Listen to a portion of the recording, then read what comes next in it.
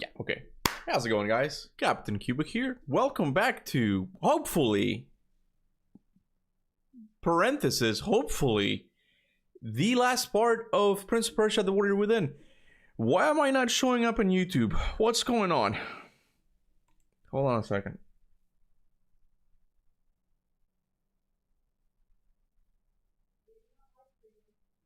It's just black. Look, honey.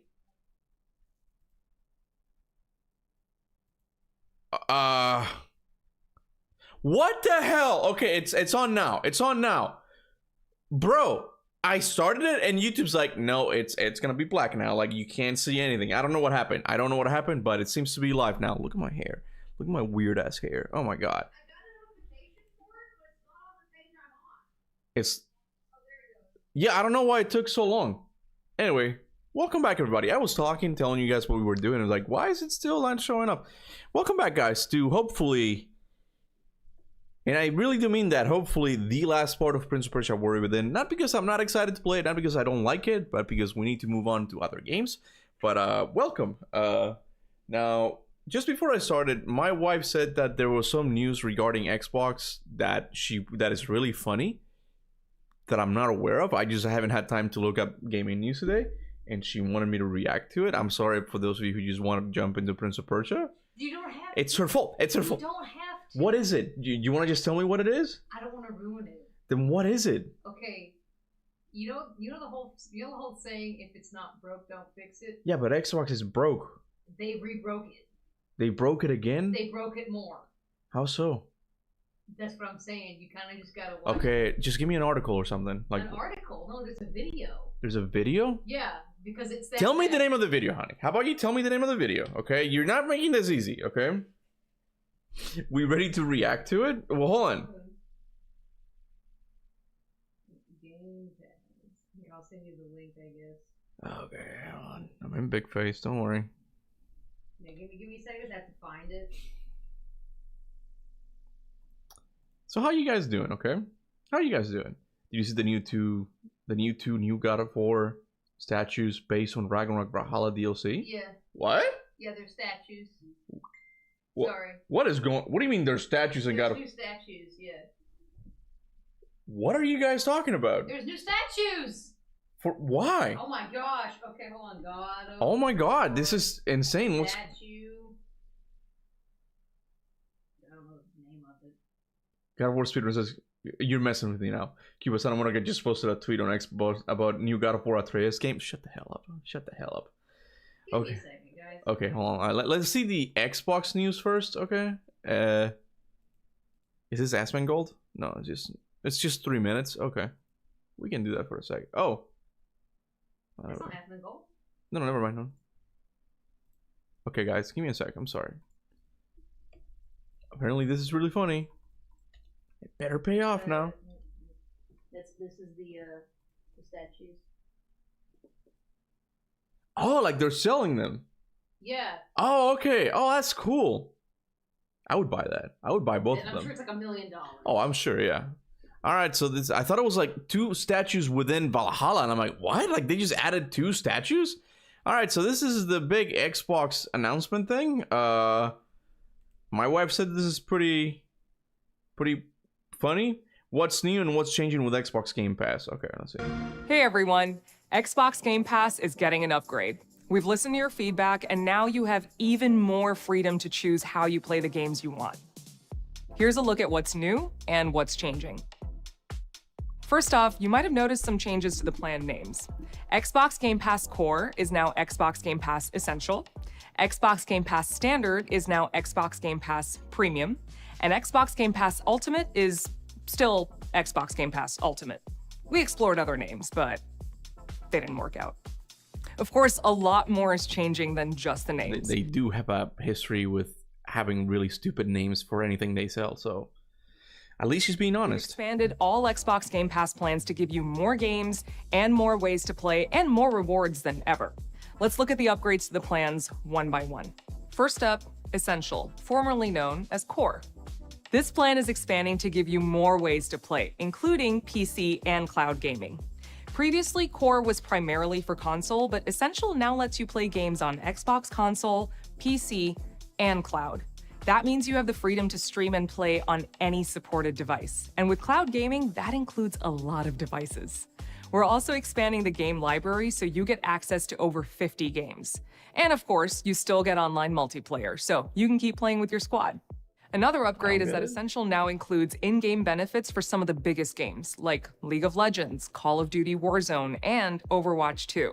And with Essential, you can earn up to 25,000 rewards points a year just by playing the games you love.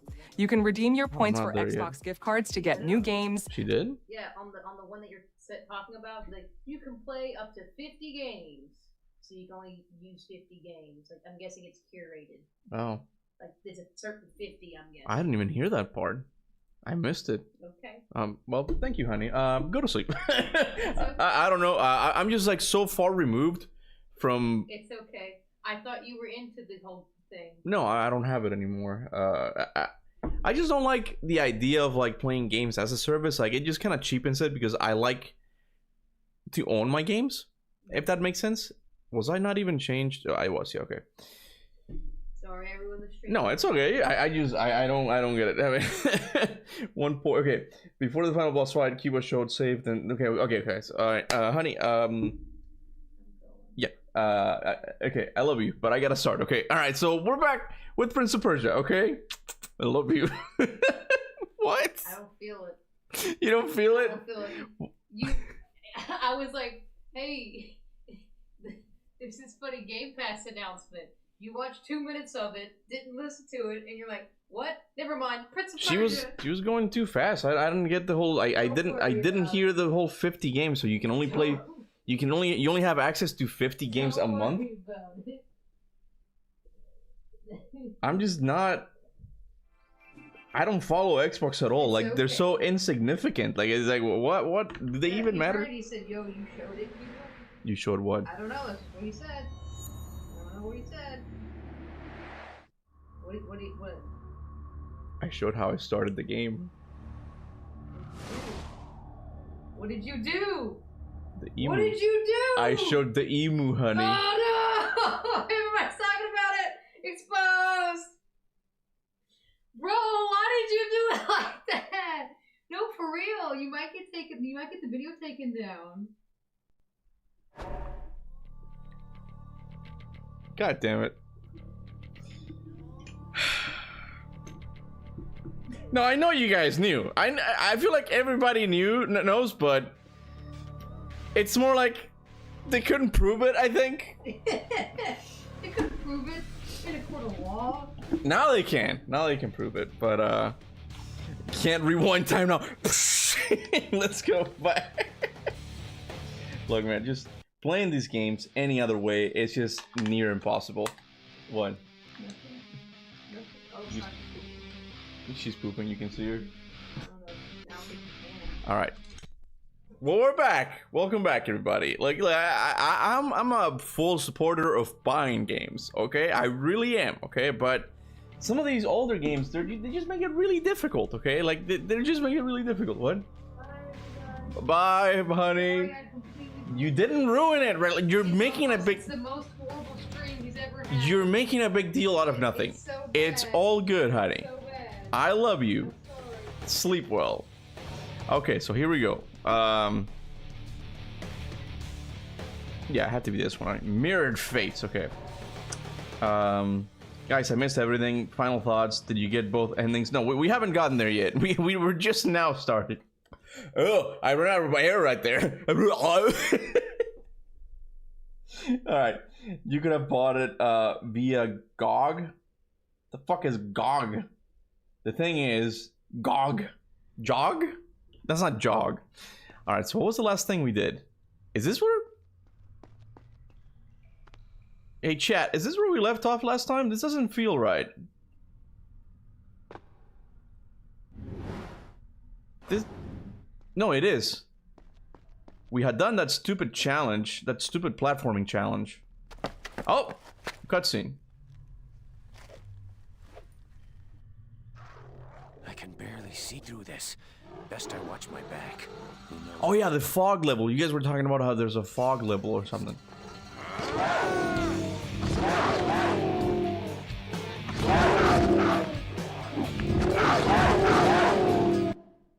I know GOG. Cuba definitely does not. The fuck is GOG, man? What's GOG, honey? What? I feel left out.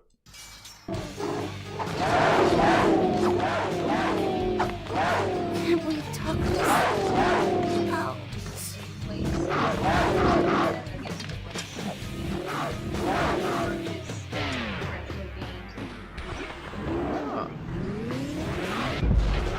Can't we talk this out? I'll have to look into that. I didn't know that.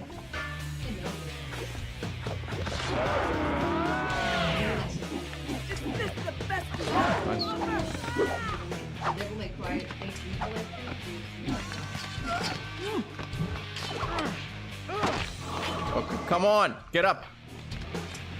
No, I'm not talking to you, honey. You have no place on top.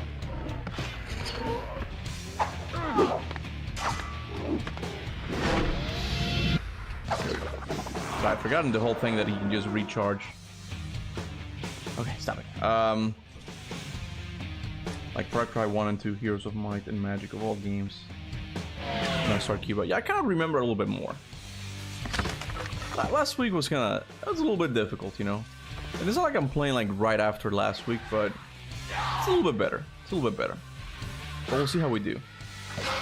So yeah, people keep telling me that I'm near the end of the game, so I'm excited. Oh, we got some interesting wall there looking. I had a... Who is it? PS Gunner? Yeah, PS Gunner. He said that he started he started playing Prince of Persia: Sands of Time after I finished the last part, which was last Saturday. He finished Sands of Time, and I think he finished also this one in the time that it took me to play today. Like in between last stream and today's, he finished both games, and I'm still in the second game. Anyway, I'm like 90% through. That's good, man. And again, I'm on my way to getting the good ending. By that I mean like the canon ending, right? Fuck.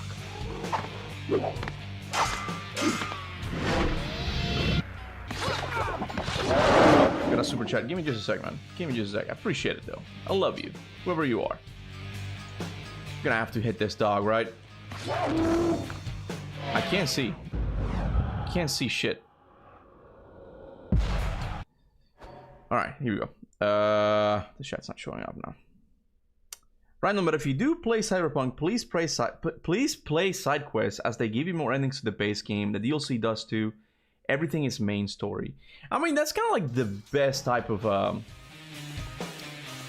side story you could have. It's a side story that, even though it's a side story, like it's still important to the plot. Like I can see that as being that important. Like you get more out of it. It's not just like, oh, go and fetch me this cat from the tree type of thing, you know? Yeah. I might have like flashbanged you with the Microsoft thing, but you were gonna say that you were gonna mention the whole chat thing. Oh, yeah, the whole chat thing. I'm reading a super chat, but I'll talk about it in a sec. Nah, it's okay. What was I saying? Yeah, the whole side quest thing. Like, I'm also getting that sense a lot with Whole Knight's Silk Song. Like, there's a lot of side quests, and I do like him because they really do expand a lot on the characters. Another cutscene. Give me a sec. That door. The switch that opens it has to be around here somewhere. If only I could see through this fog.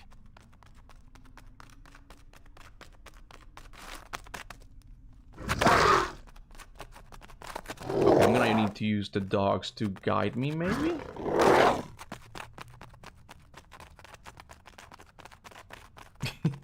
The way they're walking.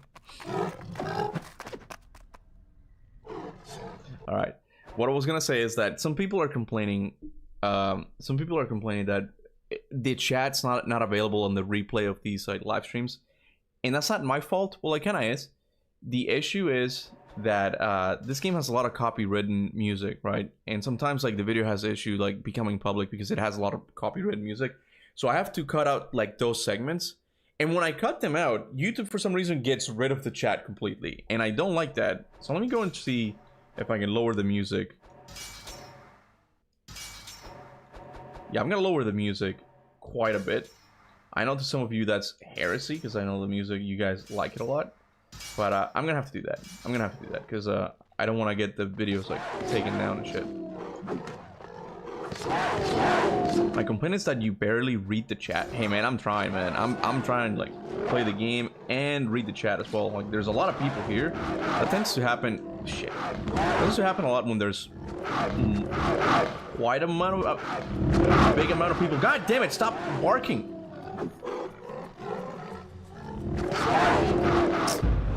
Okay, I forgot the rage thing. Hold on, hold on.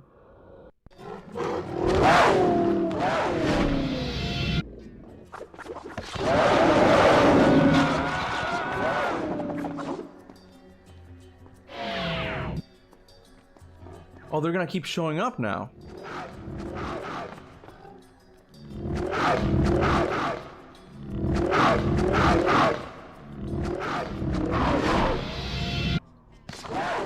How did you fall? How the hell did you fall?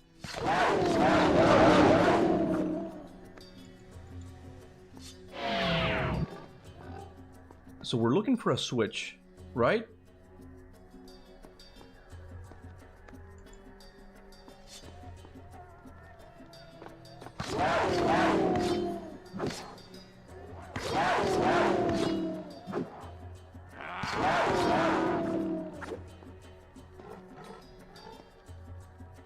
Hard to read the chat when you get invested in constantly raging.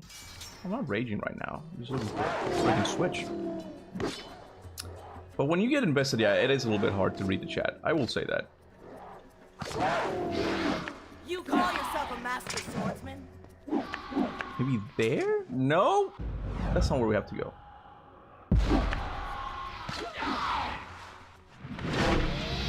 These enemies are just gonna keep showing up, aren't they?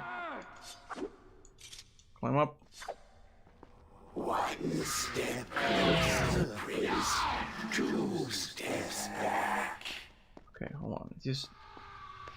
I know that's the whole point of the sequence, but... Man, it is hard to see.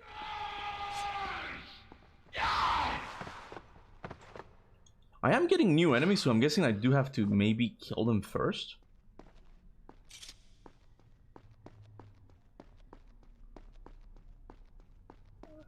Okay, I'm gonna try this one. Oh, I see the thing. Got it, got it. The stalactite, I think is what it's called. There's a switch.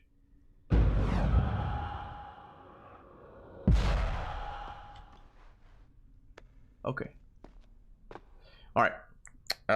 They keep spawning. Okay, they seem like they were new enemies, so I thought that maybe they weren't keep doing it. Like I would have to kill them. Okay, here we go. And I'm all the way there. If I can maybe wall run that way. What is that blue thing there?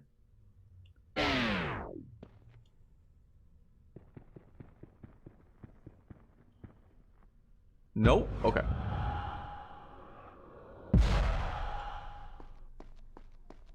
Man, I can't.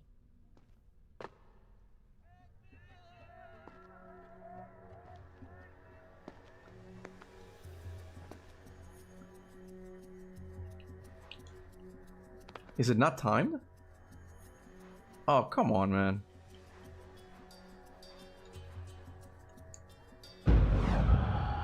Alright, guys. Give me a sec. Keep a secret weapon close. Yeah, I think I saw that comment, but...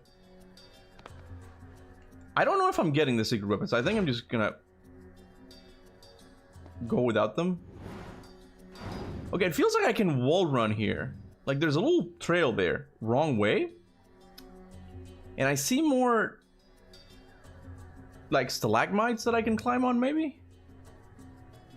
You're wall running in the wrong direction. Alright, guys. Alright, hold on. Slow time, then let go halfway. Slow time, then let go halfway, then quickly re-slow. What? Okay, guys.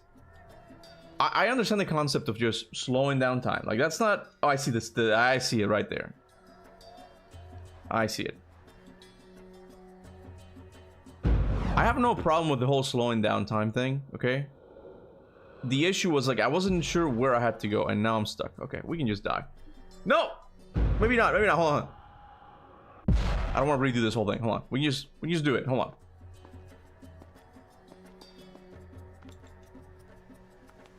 Fucking Prince.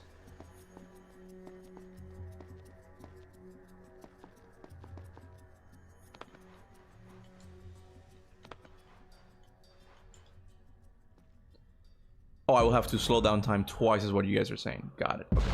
Got it. Okay. I'll have to figure it out.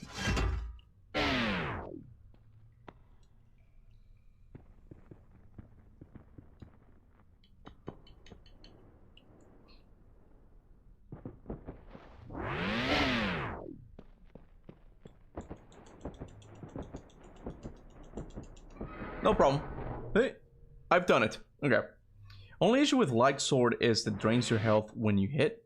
I don't have that, right? I don't have the light sword. I don't know what you're talking about.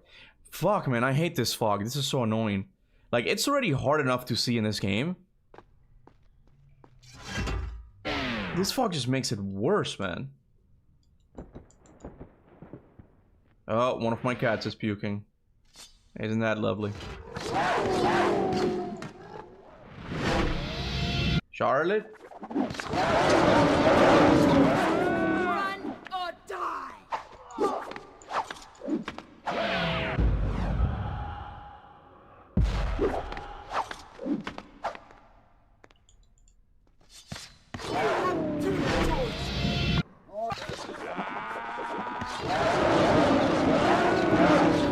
There's... Alright. How many more? Okay, I think they just keep showing up, right? That's the thing. That's the issue here. Okay. I don't know, man. I'm just conditioned to fight every single enemy I see. That's my issue. And in this game, it's just the opposite. Like, no, just run past a couple of them, you know. Wait the wall. You're gonna have to be a little bit more specific than wait the wall. You mean wait by the wall? Wait for the wall? We need to use English, people, here, okay? We can't just say words, okay? It needs to have a structure, okay? I don't mean to be like the grammar police, but some of you guys make it a little bit hard to read, okay? I was pretty sure he was gonna throw it. Throw what? I mean, it's okay, but the should have experience should... What? You missed it completely, it's over. Yeah, and I have no idea what you're talking about. God damn it. I'm guessing it's a secret weapon?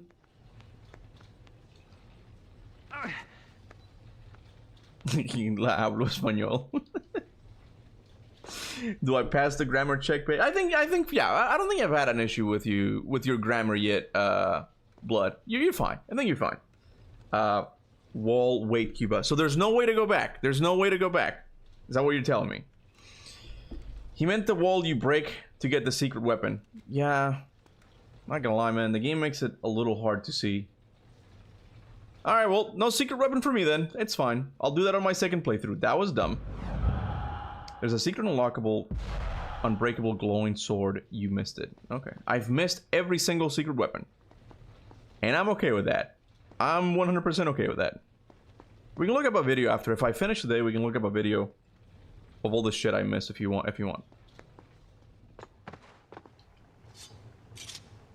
Okay, let me go save. Did I finish the fog section? Like, there's a fucking cat here, man. Is that it for the fog section? Because I did not like that at all. You got like 15 minutes left? What do you mean I got 15 minutes left? Oh, to the game? Is it really that close to being over? Oh, nice. Okay. So just a recap. What we need to do is, we need to bring... Oh, Kailina to the present. So the sands get created in the present. Therefore, the Maharaja doesn't take him. Therefore, the king doesn't find them and unleashes it and messes up with the timeline. That's where we're at right now in the story, right? Oh. Hold on. Easy does it. Okay.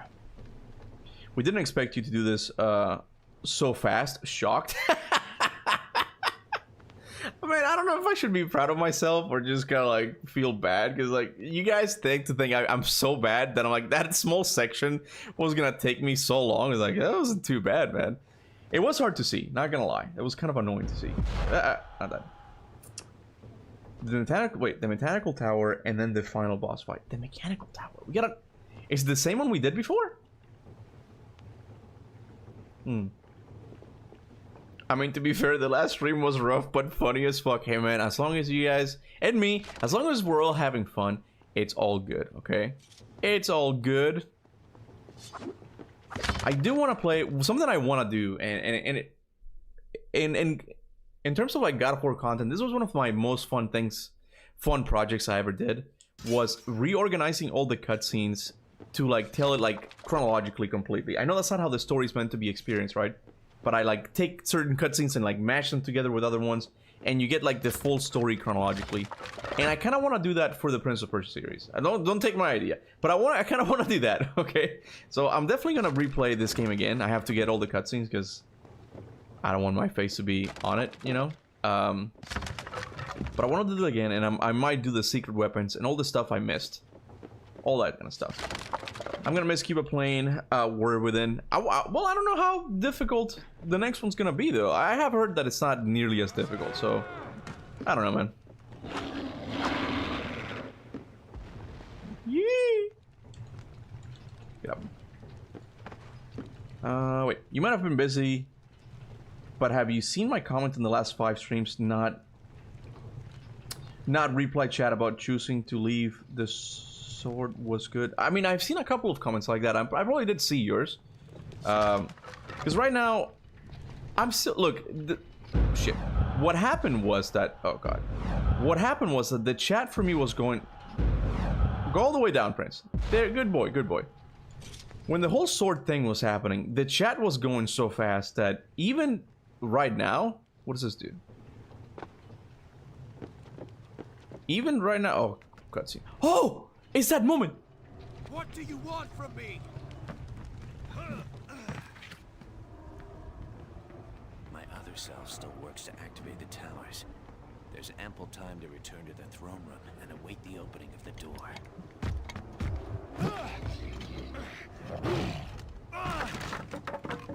This is such a cool like time travel story. Which is funny. Not funny, it's interesting. The towers. He has activated them. Am I too late?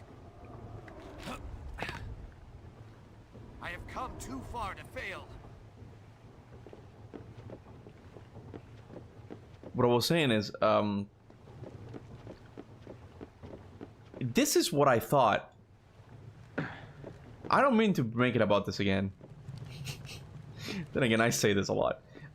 But this is what I thought the sequel to God of War 2018 was gonna be. The whole thing about the horn being blown just gave me vibes that it was gonna be about time travel, and Kratos and Atreus were gonna be seeing their past selves. Like it was gonna be like layered on top of the first game or something like that, right? And this is exactly what this game is doing. It's exactly what this game is doing, and I love it. All right, so where did we come from? What are we doing now? We came from here, didn't we? Yes, we did. Yes, we did. Kunal, thank you so much, man. All right. Trying to hard it. Kuba, this is a joke, but it would be hilarious if you did a stream titled Professional God of War, Professional Ragnarok Hater Plays and Roast Ragnarok. Man, look, I can't help it. I don't know, man. Like, it just... I think I've ruined my chances completely of going to Santa Monica. Even if I were to be invited, I feel like I would feel bad because I've talked so bad about Ragnarok, but... You guys know The Office? Like, there's a saying that Creed says that it's just... I find very relatable and just very true. It's funny, but it's true. And the saying is that he was like in a cult or something. What the fuck? Thing just pushed me. No, not water! Not water! Not water, Prince! What? I was trying to hop over. Anyway, there's a quote in The Office that it's very relatable. Hold on, I'll read the super chat of it. Where it's like, yeah, as a cult leader, you make more money. But as a cult follower, like, you have more fun, right? And that's kind of the dichotomy I am. There's like, oh yeah, do I want to be a God of War content creator? Or do I want to be a God of War fan, you know?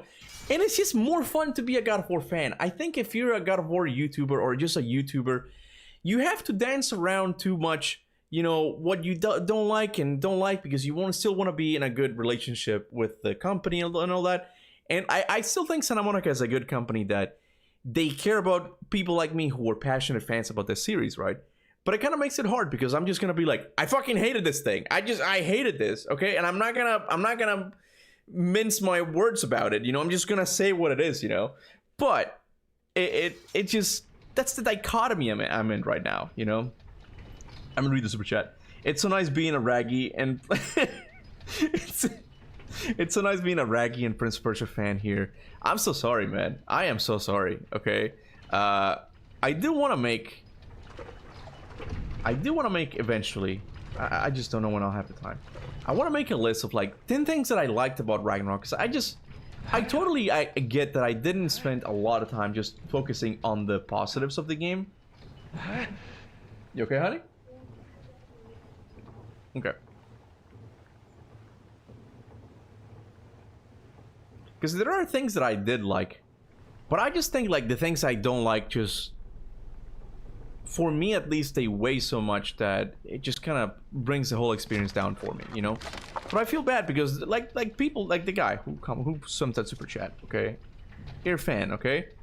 There are people who legit like it, okay, and I feel bad because I feel like they get the sense that I'm hating on them or anything like that. I think it really, the thing with Ragnarok for me, it all boils down to there are things that I didn't do well that I think we can all objectively say, like this just didn't work very well. Then there are things that I did do well, but as a gamer, as just me goes, I just don't care for like all the open world stuff, all the RPG. Like I just don't care about that. So that doesn't really contribute to me like giving it more cookie points, you know, cookies or whatever, right? And there are the things that I did like, which by the time you get to that, like, are not that many things, you know. Fuck. But anyway, we're not gonna talk about God of War Ragnarok again. We're not gonna do it. Santa Monica needs to release like another God of War game so I can move on. Like that's gonna be the only way. All right.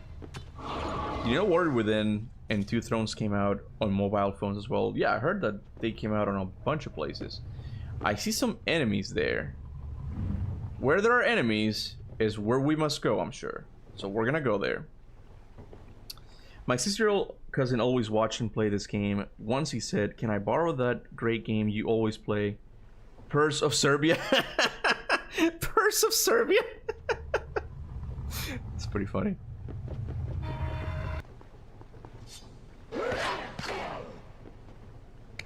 Whee!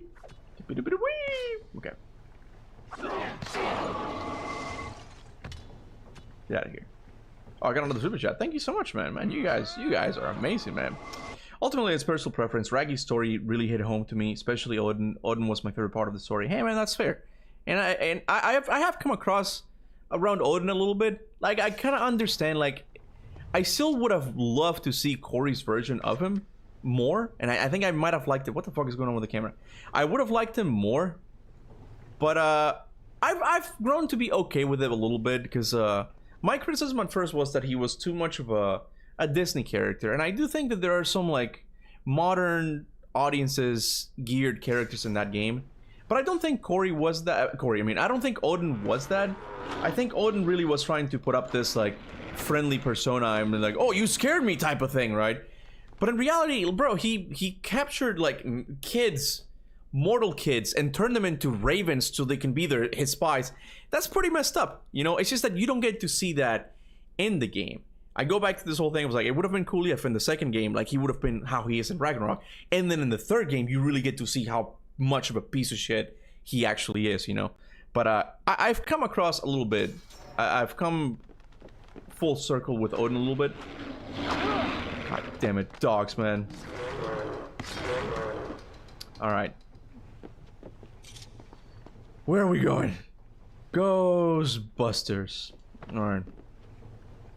Do you know this game is the same actor from Spider-Man? I thought it was the other one. Yuri Leventhal or whatever his name is. I thought it was in this first and third game. I'm not really sure where I'm going. That's one thing that I don't like about this game. This backtracking is killing me because it doesn't make it obvious where I have to go. I have to go down. I did see a button down there, so I guess I'm gonna go press it. Now what's here? Another button. I know the button's there.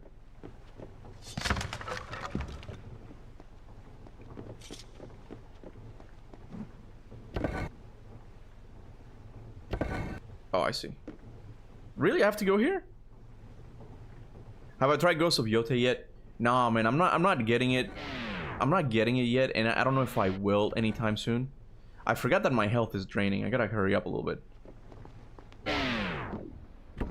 I don't know if I'm gonna get it anytime soon because I'm so focused on Hollow Knight Silksong.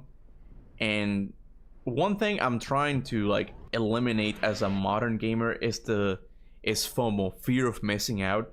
Just play games whenever you have time, okay? Because people just want to be part of the conversation, I feel like, and they end up getting games that they're not ready to play yet. And that's kind of where I am right now, where I'm just playing Silksong right now. I want to be fully devoted and just like into that game. I don't want to play another open world game, but I have heard good things about it, you know? Not here. LMFAO, go back. Keep on read the chat. I'm sorry, guys. Hold on a second. I'm guessing I don't have to press the button. I saw the button and I thought I had to interact with it. I'm guessing I just have to go in here and here.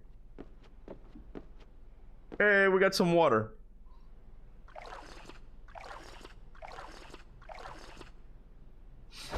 Yes, we're 7. Yeah, guys, look. That part might have seemed kind of stupid because like, oh, didn't he realize that he was going the same path? And I did realize I was going the same path, but I'm someone who just needs to do things, okay, just to make sure I don't like, whenever I'm like, I come to a fork in the road game speaking, I have to take both and see like which one's the optional, where can I go and can't go, okay? So that was part of the process. I had to go there and, okay, I'm going back in circles, so I have to go here.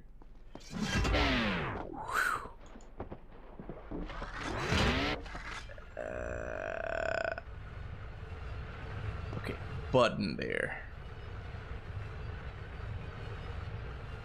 Here we go. Huh? What?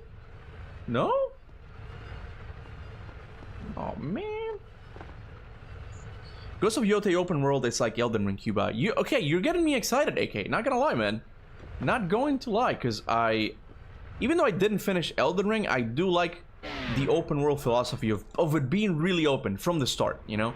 And if you're telling me it's like that, it might honestly be a contender for the game of the year. This like the short I made. This whole year has been nothing but goats, man. A bunch of good games. Here we go. He's doing it again.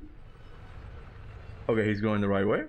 No, yeah, I see. I tried the button. Okay, I can't run up the button. Okay, so I must go another place. Okay. Yote is much bigger than Tsushima. That's really good, man. That is honestly really good. I think I thought. I still wonder like what the motivations were for like not doing the Jin Sakai story. Okay, I feel like you could have still done more with the Mongol invasion and like maybe have like a trilogy of some kind. But based on what I've seen, just gameplay wise and just design choice, Jesus Christ, I can't see.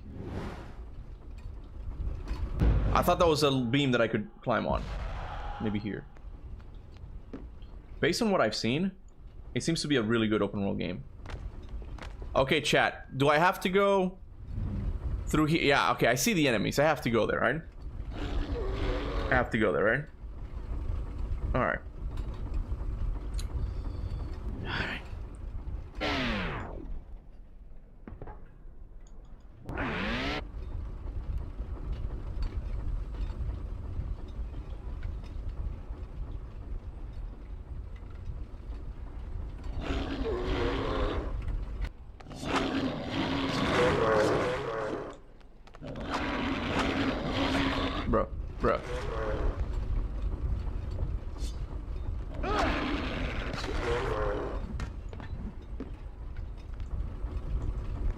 Is he blowing up? There you go. Okay.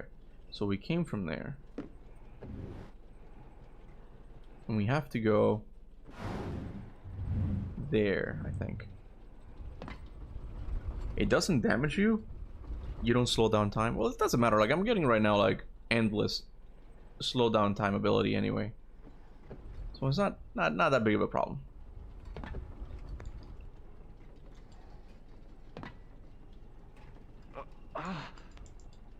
Kuba, is it okay to speak in other languages other than English in your chat with others? Man, I don't know. Like, inherently, I don't have a problem with it. But the problem is that if it's only like 2 people, it's not a problem. But the issue would be like, oh, like if more people start showing up, right? And it sounds kind of bad, but what's the point of having a chat for me if I can't understand it? You know, like I'm not really gonna be engaging with it. So I'd rather you guys speak English. I have no problem with you speaking other languages. Like I want to make sure I say that, right? But it's more of an issue of me not understanding it.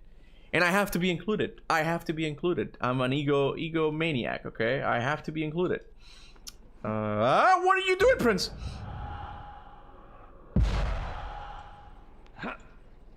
Oh, it's one of these things. Really? I can't just go up?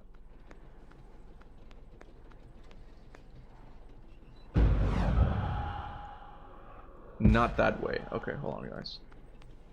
Hold on. I'm telling you, I think the worst thing about this game is the backtracking. That is the thing that absolutely confuses me.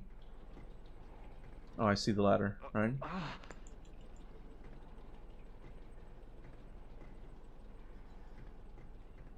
Because how do I get to that ladder now?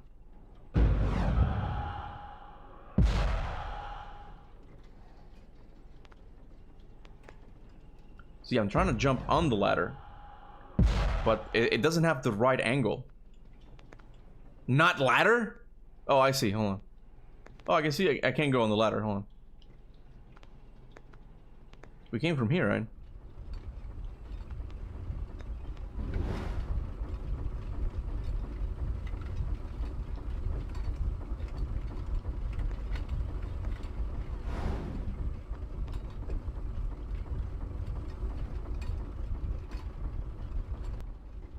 I got it.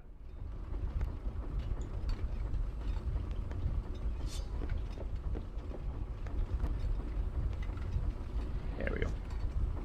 Jump. Okay. Because we're going back to the temple, right? Like we're going back to where Kylina was and stuff, right? You're losing too much health. I might be. I might be. I'm not even stressing about it. Yeah, that's why I slow down time regardless, you know? This again?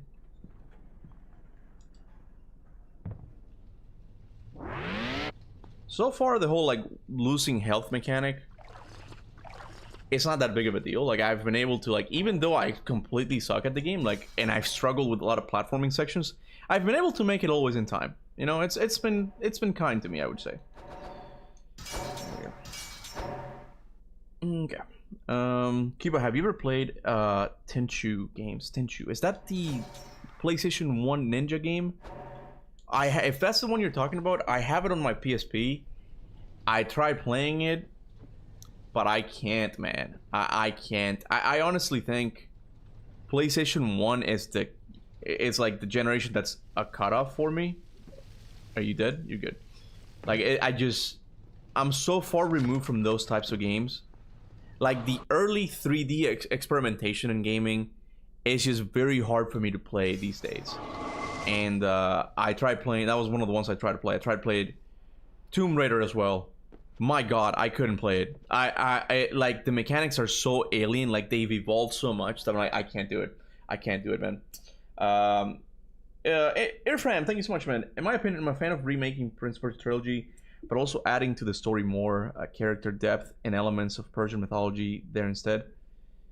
I don't mind the Persian mythology part, but I don't know how I feel about the whole character depth thing, because it just sounds like you want to PlayStation-ify it a little bit, right? Just make it more grounded. Just keep it a time traveling story, okay? Don't go too crazy with the changes, you know. I was actually reading an article by IGN today that they were pointing that out, that they're kind of tired. Even though Ghost of Tsushima is really good, there's a very samey feel to the PlayStation stories we consume these days. That it doesn't feel like they're distinct enough from each other, right? And I can get that. Like everyone wants to be grounded. Everyone is going for like an Oscar win. And like you don't need this. You really don't need this in games. You just need a cool video game premise. Like I was thinking, there's this game for the PSP that I want to play, and I'll tell you why I want to play it. Like I'm sure it's not the best or anything, but the reason I want to play this game is because the premise sounds so interesting as a video game that I'm like, I'm sold. I want to play it. I forget what it was called. It's called oh man, Headless Jack Detective or something like that. Okay, the point of the game is that you're a detective. You get killed, okay? Like you get decapitated or something, and then you come back to life. You make a deal with the devil or something, and you now have the power to change heads. And like based on the heads you're using, it gives you different abilities in gameplay. I'm like, that's perfect. That's such a cool story premise for a video game. That is like, how could I not be interested in that? You know, and I feel like that's what modern PlayStation games are suffering with. Like they don't have like those cool, like one sentence ideas, one sentence premises. Like, okay, I can see a game built around this, you know. Have you ever played God Hand? I tried playing it and I liked it, but I just stopped for some reason. For whatever reason, I started playing something else and I stopped. I will get back to it eventually. After this one, I mean, after I'm done with the Prince of Persia series, I'm gonna make a poll for the members where I'm gonna ask them what game they want to see me play next. Okay, what classic PlayStation 2 game they want to see me play next, because I want to play a lot of these PlayStation 2 games that I never had a chance to play when I was a kid. One that I want to play is Total Spartan, I think is what it's called. Like it's like a game that's before God of War. That seems a little bit rough, but it's got some similar themes where you're fighting mythological creatures and stuff. So I'm like, I'm down to try that one, you know. Did I say Total Rome? Total Spartan or something? Because there's another Total Rome game that I also want to play. There's a lot of them. God Hand is also in there. I have to play Primal for Blood here as well. I'm going to include that as well. So yeah, not grounded or modern, but more depth. Yeah, I'm okay with that. I'm like, I don't know if it ever gets into it. What's your name? Irfan, sorry, I forget your name. I don't know if it gets into it later in the third game or even in this one, where it's like, who was the guy who had the mask on? Like that corpse? Like who was that? Like I'm always like down for more lore. As long as like it's a secondary, like in the background where you can find it and read notes, I have no problem with that. That's awesome, you know? But I would be weary of changing too much of the character itself. You know, I don't know what you meant by character depth. Okay, I'm thinking. Here we go. Okay. I'm from India, bro. Hey, what's up, man? What's up, Sky? How you doing from India? Okay. Oh shit, God of War speedruns and memes. Did you research the Tree of Death, Kuba? You seem like a guy who researches interesting things.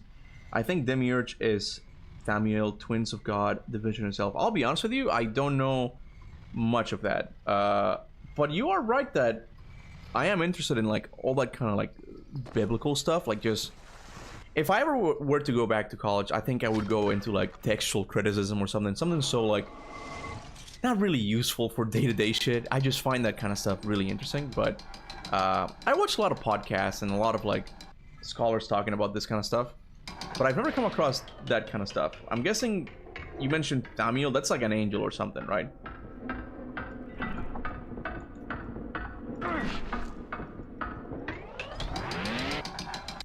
All right, I was waiting for 10 hours for you to begin countdown, putting the timer in the chat. I saw you. I appreciate it, man. I'm glad you're excited to see me play this, man. I did see you.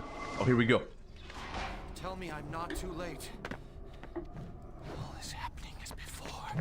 No, I must not let him pass.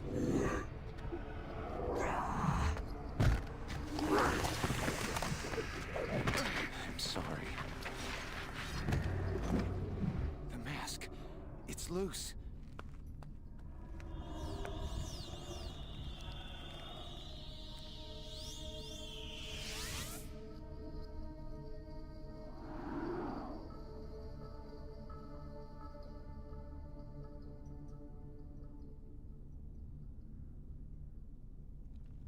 So I have a question.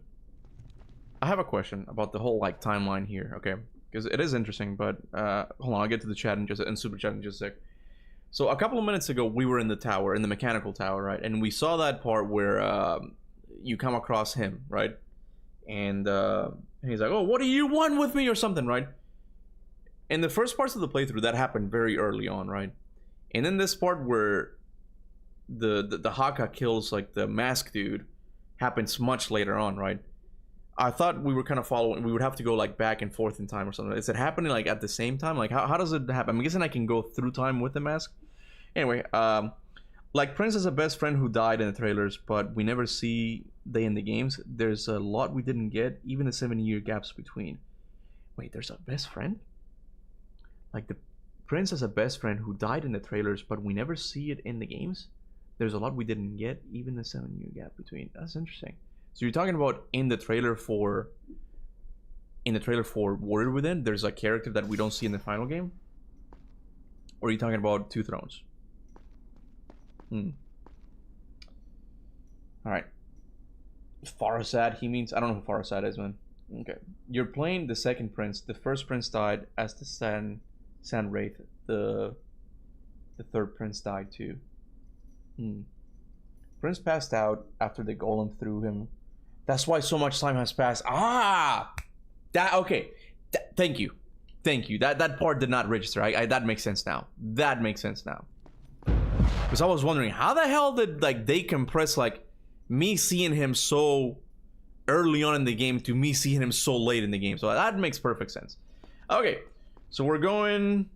I think it's this way, right? It's this way, right? Okay.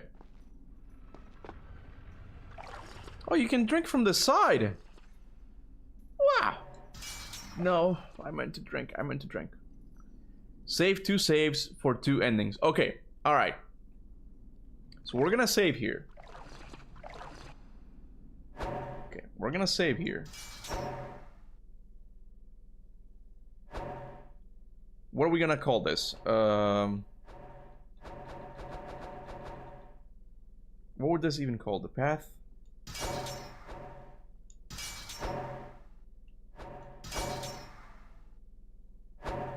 I want to make sure I see. Hold on. So let me look at it again. I want to make sure I know which one it is. What time is it? 1:54. 1:54. Huh? Oh, it's in military time. God damn it. Is it military time? So how do I know which one I just did? 18. What's today? Today is the October 2nd. Yeah, okay, so it would be Mirrored Fates or Race to the Throne. The title that Charlotte, not now. I'm in the ending, Charlotte, not now. I love you, but not now. You have to go. Okay. By the time you see the save, okay, hold on. So 18. So the latest one. So it was this one. The Death of a Prince. That makes sense. Death of a Prince. I can remember that because we just saw it. Okay.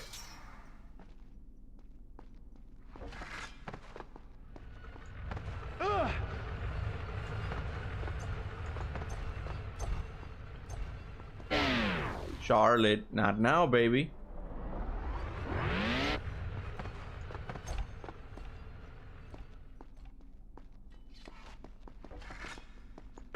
Bruh. Wait, one more save? What? Okay, what do I need 2 saves then?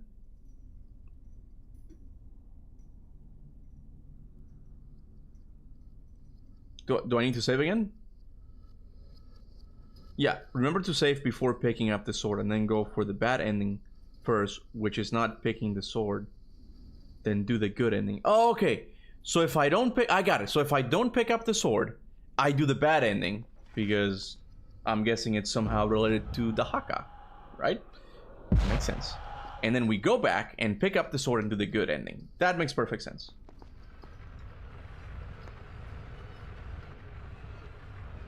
Okay.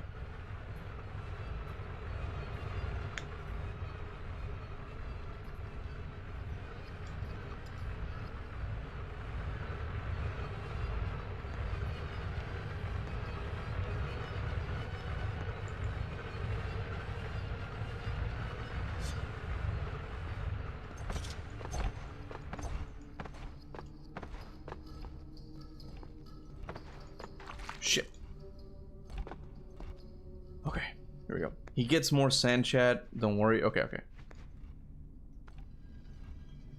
I'm hoping I get more sand. Okay. Do the good ending first because it's easier. No, hold on, hold on. Okay, so am I gonna have to do another vote on this thing?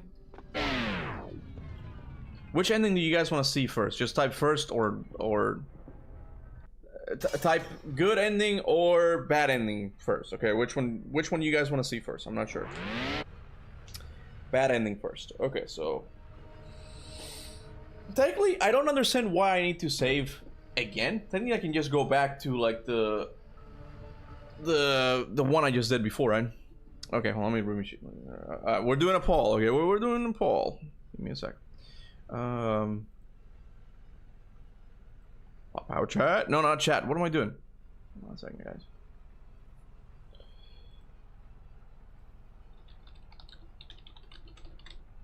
Which ending first? Good or bad? Okay, we'll see. I'll save. Don't worry. I'll save in the meantime. But I mean, yeah, I'll save in the meantime, and then we'll do it.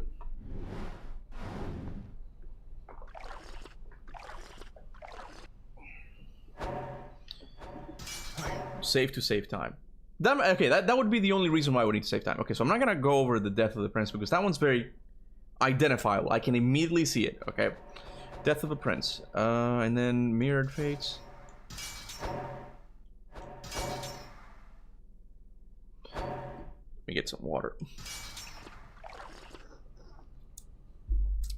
Water tastes old. Okay, let me see where you guys are at. Okay, so we got 68% say do the bad ending first, which I can see. It's the non-canon one, you know. Most people seem to want the bad ending first, so I'm not gonna. It's only been 1 minute, but I think we're gonna do it. Okay, I guess we're gonna do the bad ending first. Okay, that's fair enough. We'll do the bad ending first. We have plenty of hours. I'm pretty sure, like, even after I finish, even after I finish the game, like with the 2 endings, we'll have some time to watch some Prince of Persia videos if you guys want. Wait, did I? Am I picking up the sword now? What happened? I don't know if I got too close. Do I need to quit and start over? What happened? I'm waiting. No, it's fine. Okay, okay.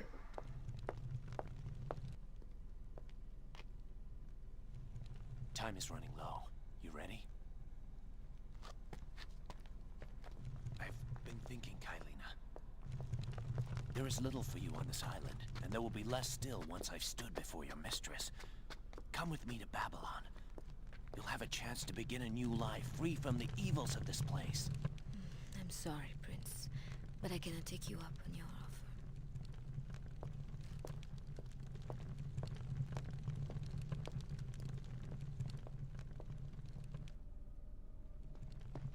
Okay, here we go.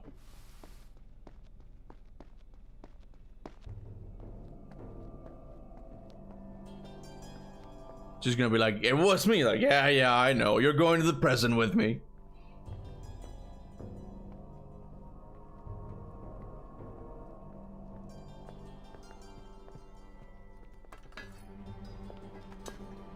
It doesn't have to end this way.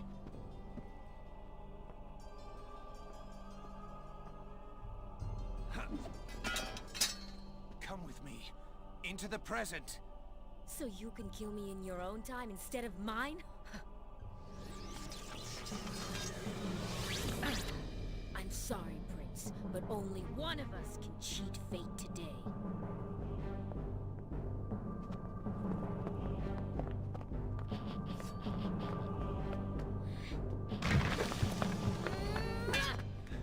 Kailina, Empress, listen! No! You listen! The timeline has said you will kill me, but I will change the timeline!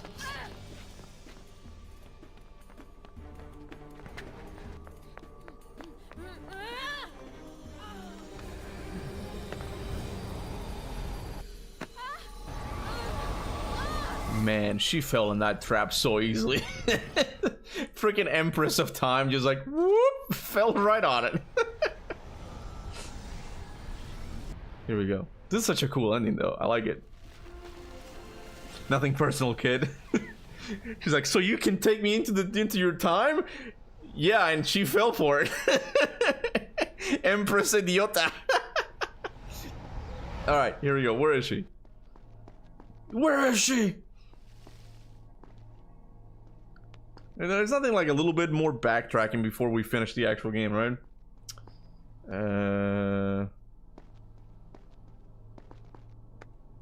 No, I know he slowed down time. I know that. The thing I find funny is that she should have caught herself. Was like, wait a second. I know that thing is gonna take me back to the present. I'm not gonna do that. I'm not gonna go anywhere near close to it. She charged, you know. That's what I'm pointing out. Okay. Just a little bit. It's okay. It's all good. I think it has overall been worth it, man. I have liked this game a lot.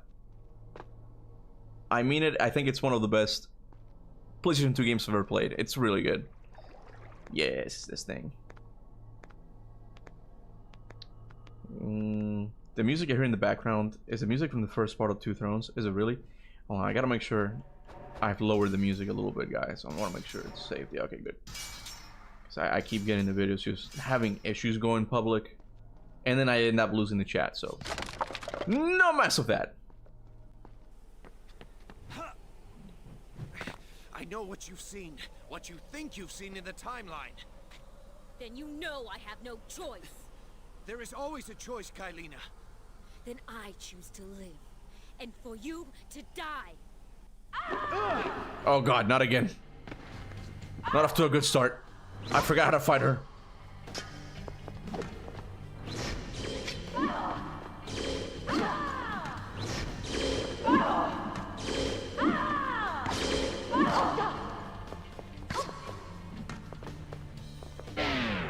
Oh, I can do it too.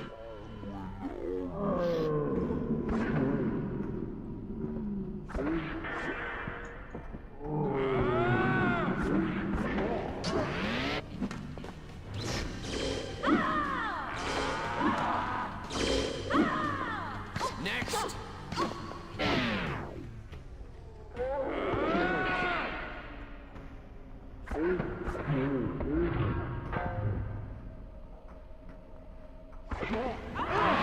Oh shit. Let me get that health back. Hold on. Oh, I forgot I don't have... Oh no. Well, okay, we'll have to make the best of it.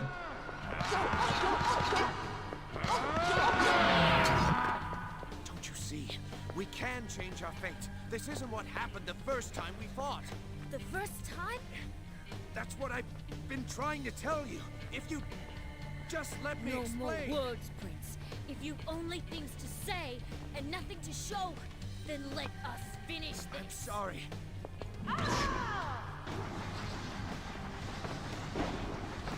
Oh shit! Just get sand tornadoes.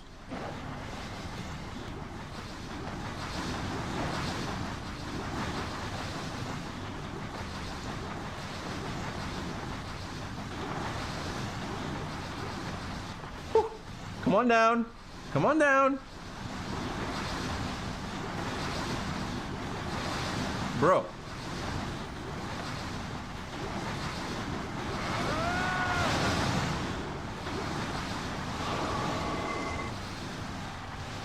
Sand! Sand! Yeah.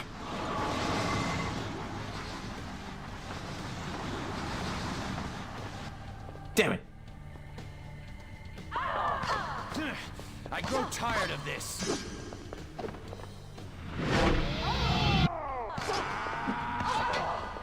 Man, the rage just does not work on her very well.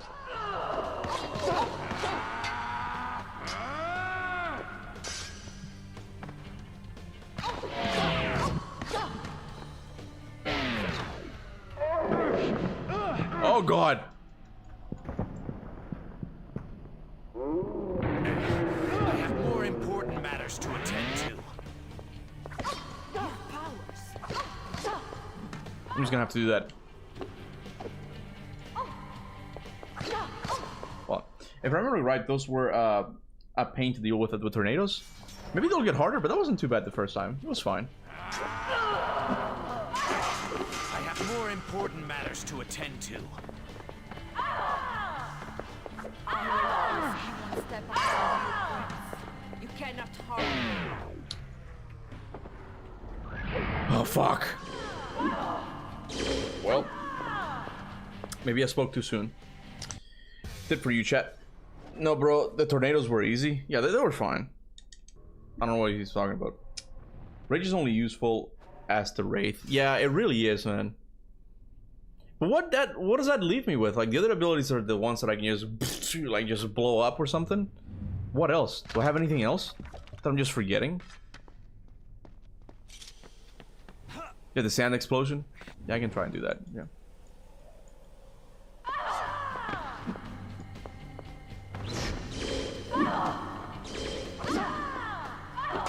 Try again.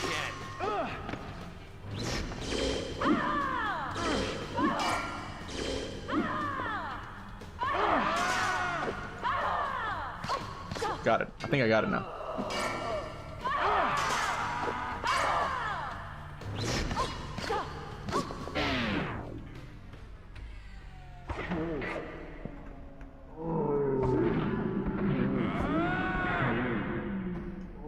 You should be honored to die by my sword. Next. Bro, what the fuck?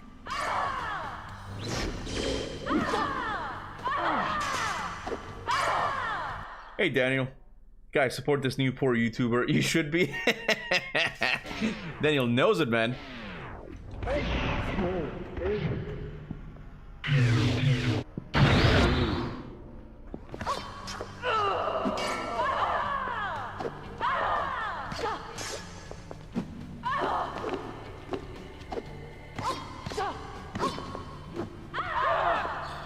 Bro, okay, what is up with these hits, man? Like, it's just one hit and it takes away all of my health. Like, how's that fair? Explain that to me. Why do you bother? This is what I'm talking about. One kick and it's just like goodbye health. Run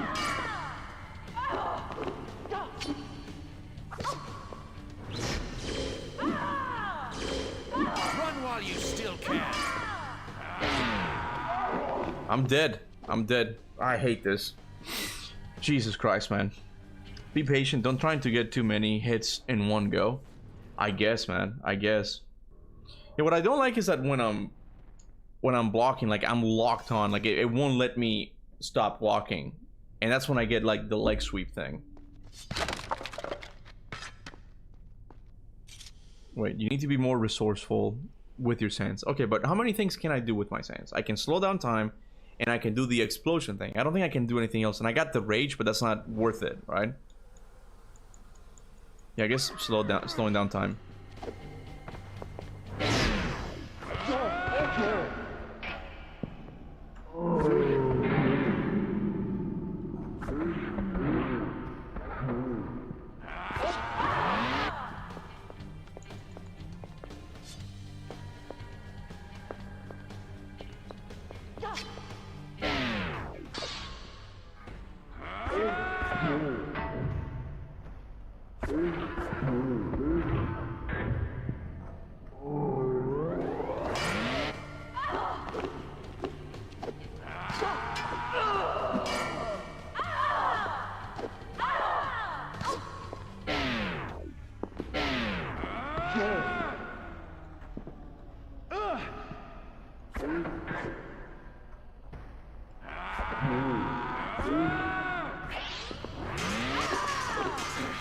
You will pay for this transgression.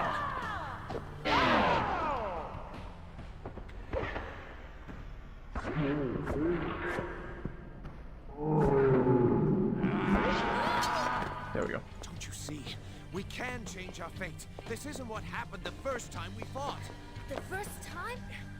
That's what I've been trying to tell you. If you just I can't skip this one. I'm trying to. Jump over her and hit it square 2 times. Nothing to show. Then What does that do? finish I'm this. sorry. Okay, we can get some sand now at least.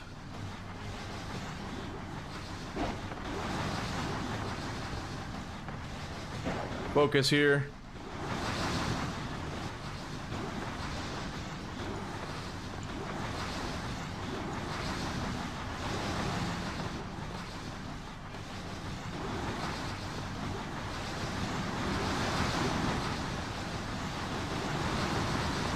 Got one. Got it. Okay. Much better chance now. Calm down, baby. Calm down.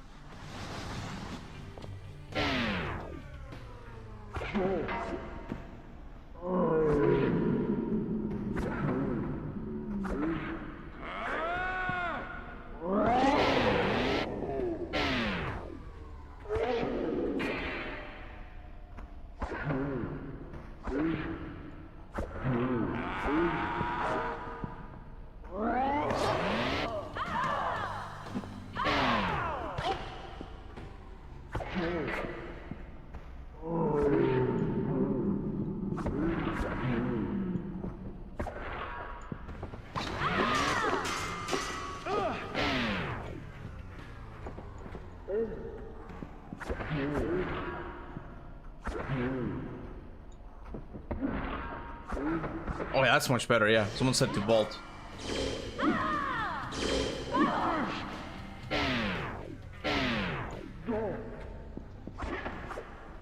Oh, she dodged it.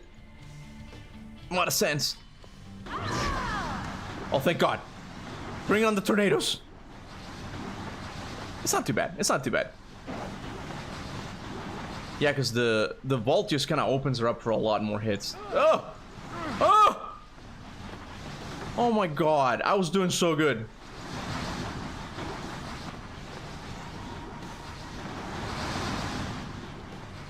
It seems bleak, but maybe I can still do it. Where's the other one?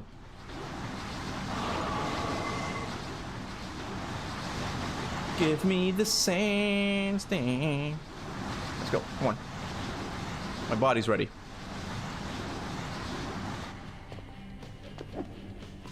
It's not stopping it. It's not stopping it.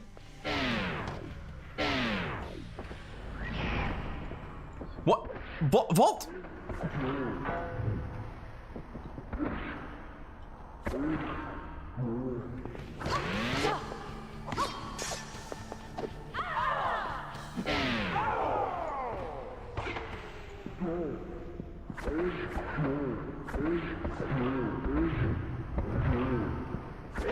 Yeah! I do not want to hurt you, Kylina, but I cannot allow that to happen. Okay, as long as I don't eat the tornadoes, I should be fine.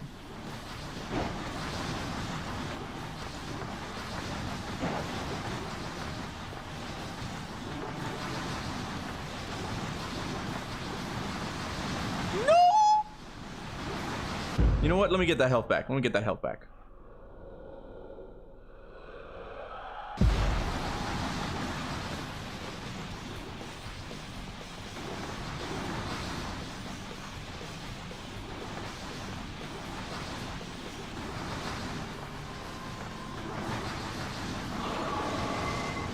Come on.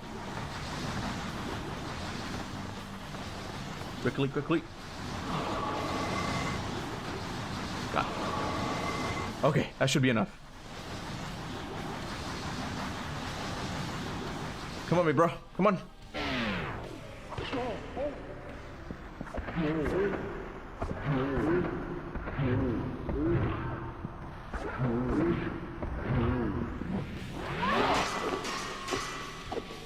Fuck.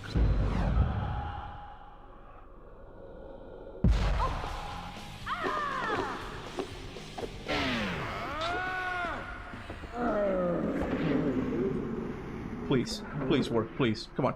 Come on. Come on. Come on. Come on. Come on. A little bit more. A little bit more. You gotta be fucking kidding me. You gotta be fucking kidding me. Oh my God, bro.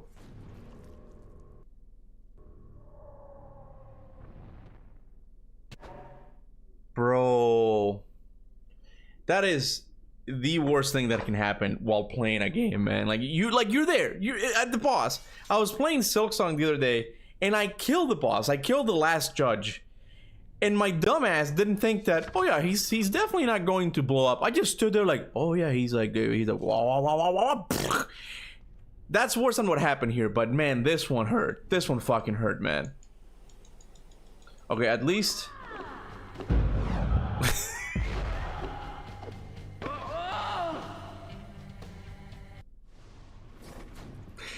I don't even know what happened. I don't even know what just happened. To be honest with you, I don't know what that was about. Why, Kuba? Why? What? No! Stop wasting it. Stop wasting it, Devin.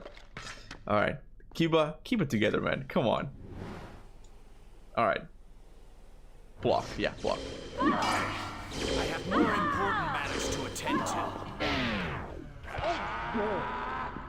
She's not gonna give me a single time this time. Just watch. Just watch.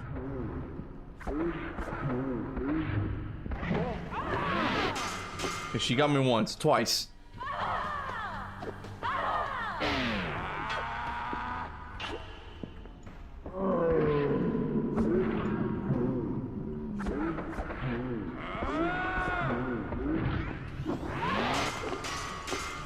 I hate that move. I hate that move with all my fucking soul.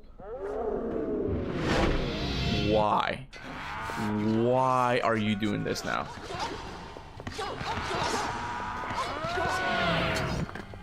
Don't you see? We can change our fate. This isn't what happened To avoid leg sweeps, parry her before. It's tough but manageable. Honestly, I think it's the only way that I have to do it, because I've tried to like dodge away. I've tried to like jump over her. None of that shit works. I'm gonna have to take a chance and just get hit or not. Or I mean get hit or parry it. Which one's Ravages of Time? Guys, I don't do like game mechanics by names. I always forget them, okay? Which one's Ravages of Time?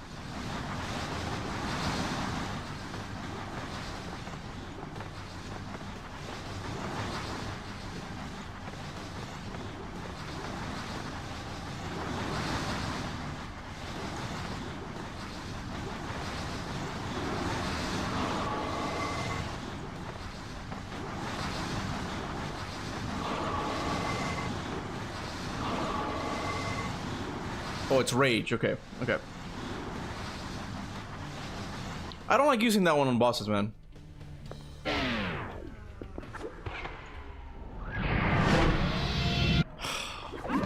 Fucker.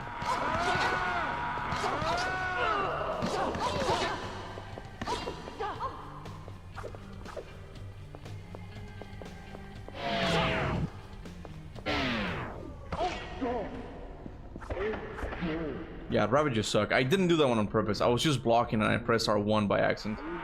It's really not that effective at all. Like, this is the one that works.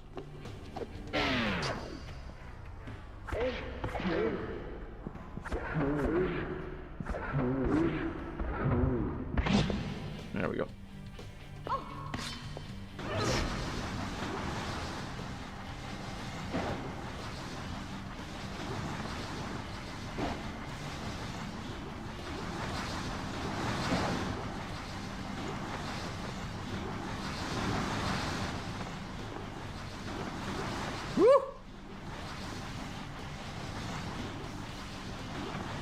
I mean, so far so good.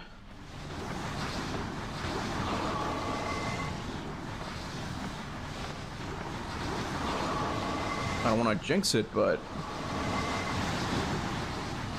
I think this is the one, boys. I think this is it.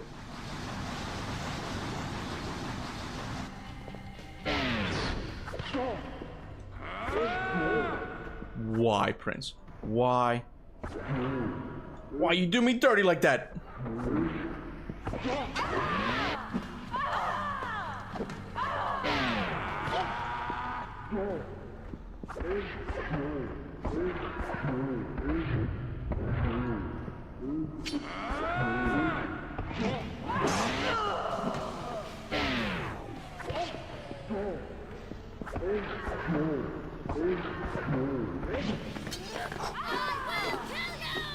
I do not want to hurt you, Kailina, but I cannot allow that to happen.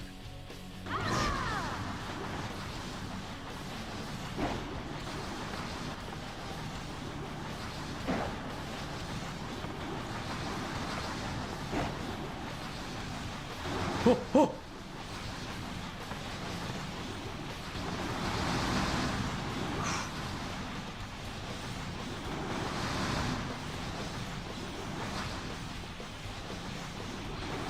Pick one, come on. Where are the other ones? Why is there only one? In my sands? What happened to all the other two?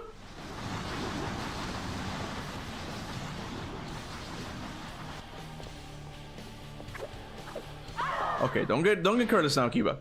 Fuck it.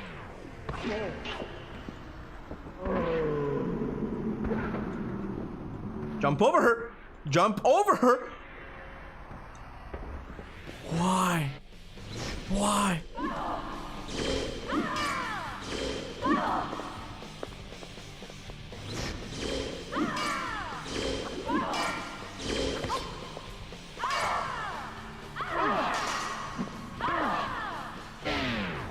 I don't have any sense. Oh wait. No! Get up! Get the fuck up!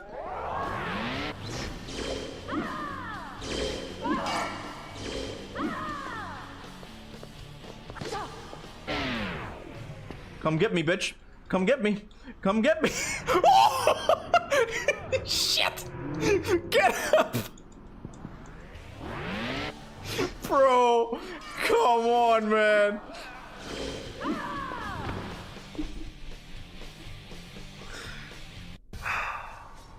I'm blocking, guys. What are you guys talking about? I'm fucking blocking, man. You asked for this. I did ask for her to come and get me, and I forgot that she could teleport, man. Man, he literally trying to hit her when she slowed down time. You can't... Wait, you can't make this shit happen. Bro, I'm not really sure what to do when she slows down time for me. I'm gonna be honest with you. I'm not sure what I can do. Come on, man. You want...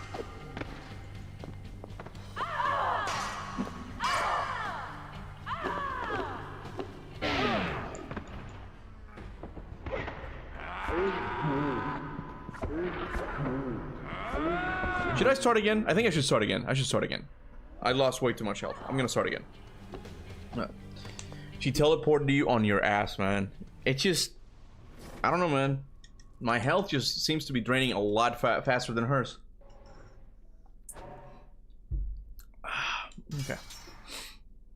Slow down jump attack, then 2 hands combo repeat. Oh, the square and triangle one, right? You might be onto something. You might be onto something. Let's see.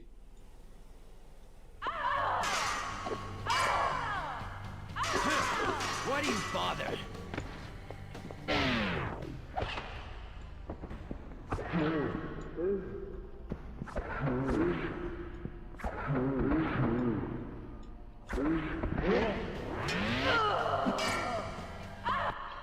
Here, fam, this game had balls to take away your abilities? What do you mean? No, it hasn't taken my abilities, though. It's just... It's kind of a technical fight, not gonna lie.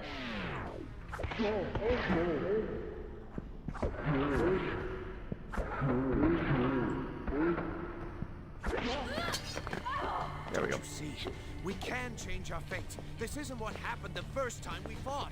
The first time? That's what I've been trying to tell you. If you just let me No more explain. words, Prince. If you've only things to say, Yeah, the thing about this move is that I'm using my secondary weapon, and as a result, it's already on red. Look at my weapon. Look at it. Like, this will eventually break. Give me back my health. Give me back my fucking health.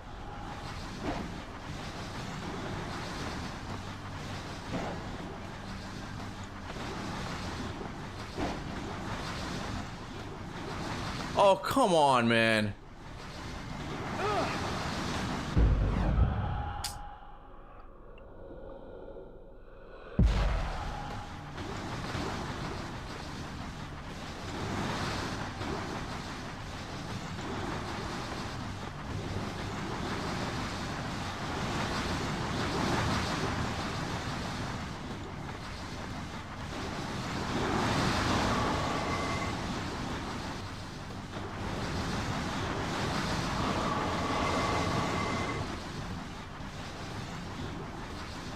Come on.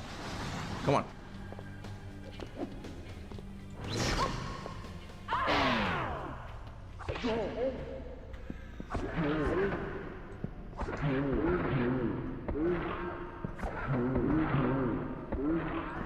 It broke.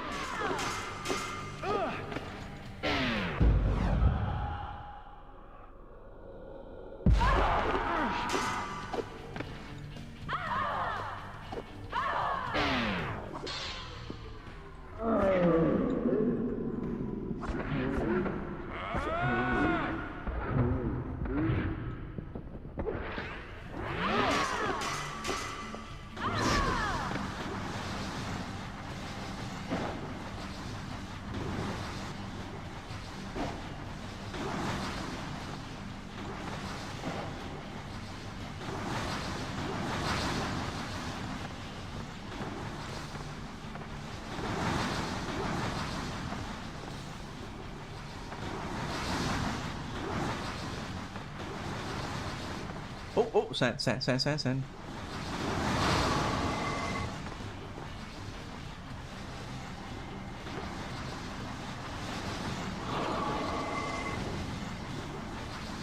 Yeah, I lowered the music, guys, yeah. I had to.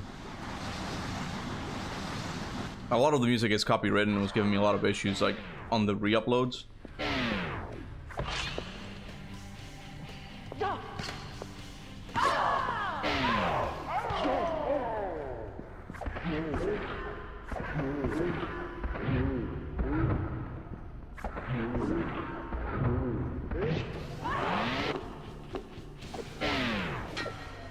Run while you still can.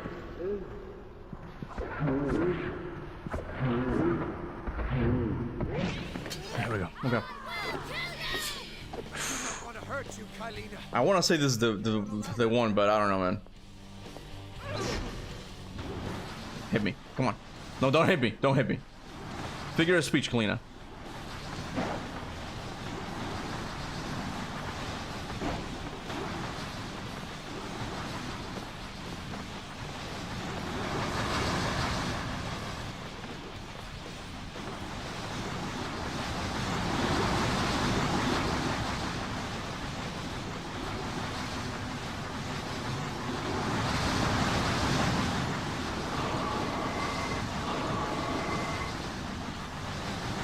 Okay, there we go. I got plenty of sands. We got this, guys. Ancestors give me strength. What do you bother? You fucker. You piece of shit.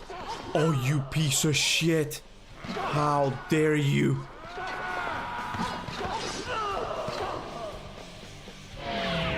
I had so many sands, man.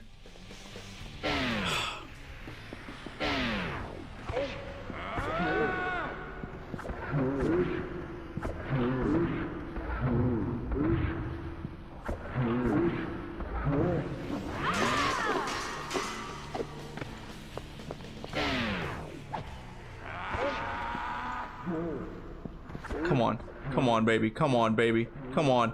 Come on. Come on. Yes!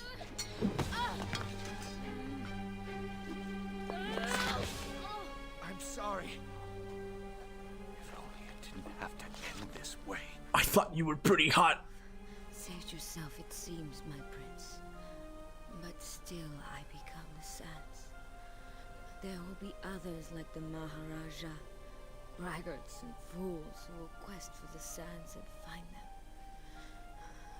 My vengeance will be unleashed once more on your world.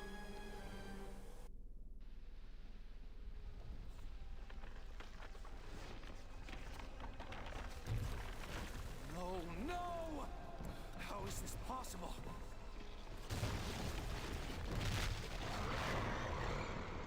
The sands are here in the present, not in the hourglass.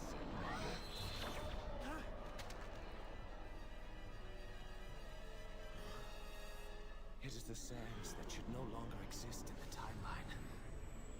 The Dahaka is doing its job. Ah. Not only have I saved myself, I have eliminated the sands of time. What? What do you want?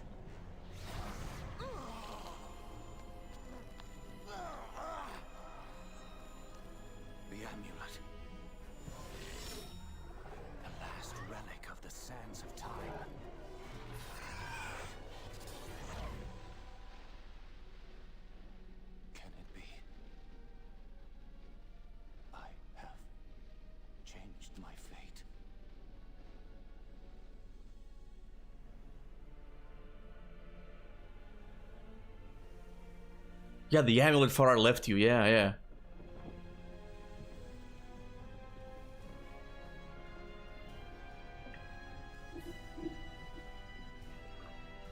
Soon I will be home.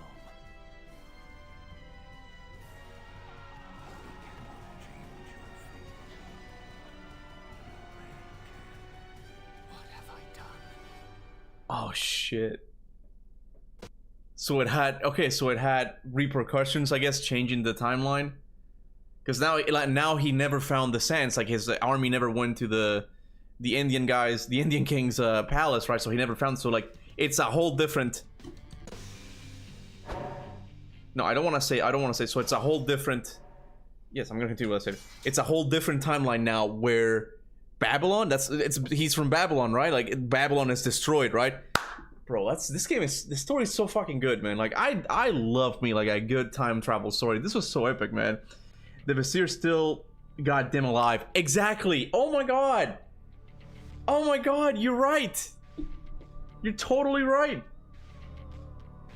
No, I think I'm gonna stop here. I don't think we're gonna. I like this ending enough. I think I'm gonna end it. I think this is a pretty good place to end it. So let me go.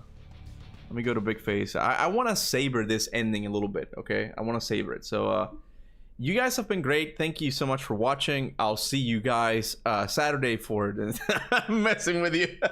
I'm messing with you. All right, hold on. All right, let's see. Bro.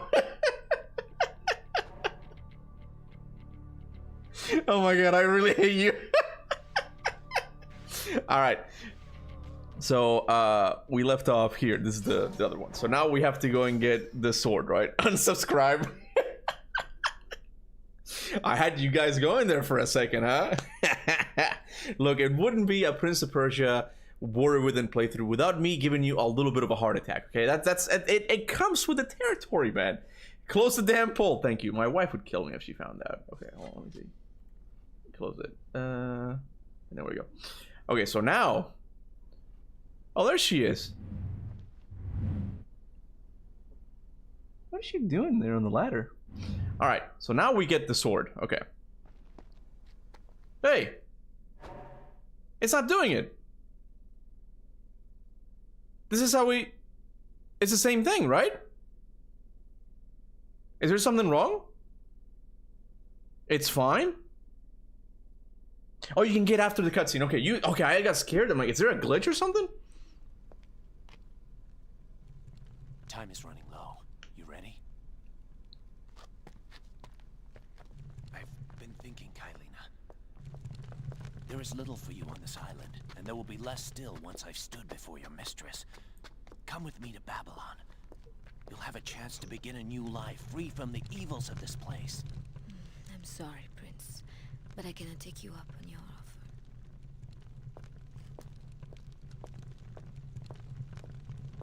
Okay, let's get the Sword of Olympus now, guys. All right, let's see. Behold, the water sword. That's a cool looking sword. I'll give him that. That looks pretty cool. Good. This should make things easier. Okay, let me see what it does. You gain water sword. This sword is not well known. This sword is not well known. According to legend, it has more power than imaginable. Okay, so it's the equivalent of the Blade of Olympus we're talking about. Well, I don't know. We would have to see it like firsthand, right? We'd have to see it. Okay. The Blade of Persia. Exactly, man. It's the Blade of Persia. Okay. Well, that's kind of lame. The reveal. There is a secret secondary weapon that regenerates health when we hit with it. But to be honest, playing on normal, so it's no worries. Ah, I gotcha. Okay, that sounds cool though. Kind of like the Blade of Olympus in Valhalla, where it gives you back some health. I can't skip it. I'm trying to, but it's a good scene anyway. The water sword one-shots most normal enemies. Gotcha. Is there a game plus? So I can try it on like on enemies, or I can't?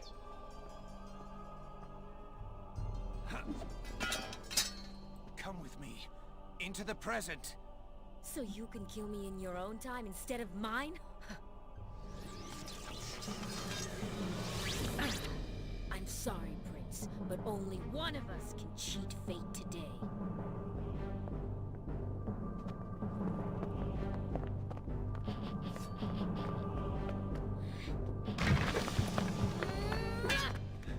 Kailina, Empress, listen! No! You listen! The timeline has said you will kill me, but I will change the timeline! We played this peak before God of War. I'm not gonna lie, man. Like, it's really one of my favorite. I'll have to see like the real ending, like the true one. But even like the secondary ending, I thought it was good. I thought it was good. Like it's good enough for like a first playthrough, right? But I really like the story. Just like from a character action standpoint, like I really like it. And there's part of me that wants Ubisoft to remake it, man. But I don't trust them. I don't trust them. Okay, and I kind of don't want them to. It's a really good story, and I'm kind of invested in it because, as you guys said, like I'm guessing the reason why Babylon is on fire is because the Vizier is now alive. So it makes perfect sense, you know. Like he breaks the timeline in the first one, then there's this primordial being who's chasing after him. So he has to, like, he's been running for 7 years, which sounds cool, you know. And then when he fixes it, it changes everything again. So it's like it's a perfect trilogy, like story-wise, the setup. It's really good, man. The non-canon one is better, really? See about that. Hot take, but I like the non-canon ending more. Okay, you're the second one who said that. Yeah. Two Thrones is so ass. Why do people say that? I'm really curious. I'm gonna be playing it.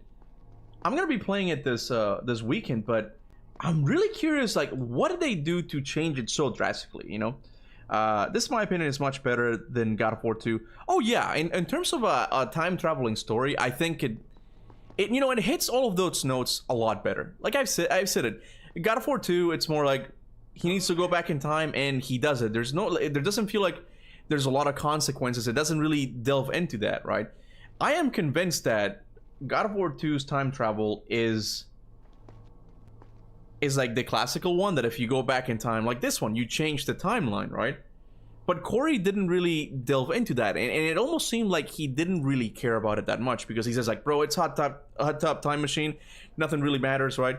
Because the whole issue with the two Kratoses thing, I think if you look at how time travel works in God of War 2, I would have to look at it closely, but I'm pretty sure canonically there are two Kratoses, and all of the events of God of War 2 leading up to the Sisters of Fate never happened. Like, they get erased. So it's like, what happened to Theseus? What happened to Perseus? Like, well, what's going on with that? You know, like, so I don't know. I think as a time traveling story, this one is much better. That's not to say that I like this game more than God of War 2. That would be heresy. Okay, I don't. Prince of Persia 3 is a downgrade in graphics. I don't care about graphics that much, but I'll have to see how drastic the downgrade is. A lot of people hate Two Thrones because of missed opportunities. It was supposed to be open world and darker, but Ubisoft fucked him over with a 9-month dev time. Oh, okay. So I guess it's similar to a Ragnarok situation thing. I know what you've seen. That it's like the plan was different. Yeah, I'm gonna be honest with you guys. I heard that the director of the first Prince of Persia game didn't like this game because of the tone, that it got way too dark. No, I have no problem with that. I think overall I like this game's story a lot better. I like the tone, like it's the darker grittiness of it. The only thing I don't like is the rock music. I think I could do away with it easily, right? But everything else is great. I don't know what he's talking about. There is always a choice, Kailina. Two Thrones is awesome. It explores the characters more. We see, is Prince the right person to be the prince? I hope you enjoyed. Yeah. I do not want to kill you. Even if you don't want to kill me, you will. The timeline demands it. No, Kailina. You can change your fate. I have done so. A terrible beast was destined to take my life, but I have freed myself from... What is that No! thing? How is this possible? I've stopped Kailina from dying in the past. There are no sands in the hourglass.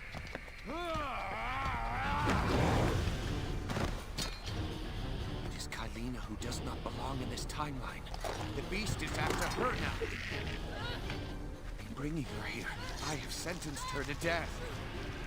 This is all your fault! Could this be? This sword, it seems to protect me from the Dahaka. Perhaps the beast is not so invincible after all. Stab him in the balls. Okay, here we go.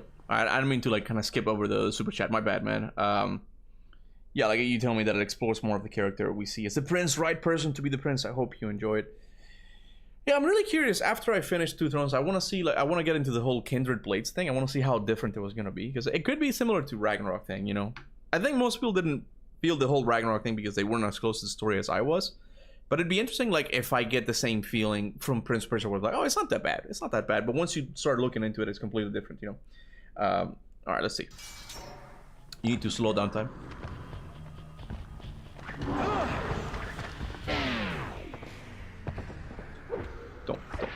Don't come.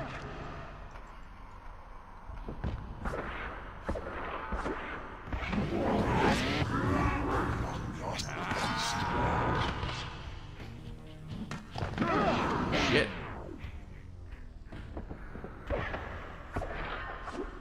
Oh god.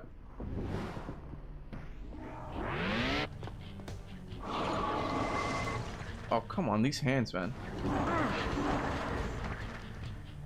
Can I block? No.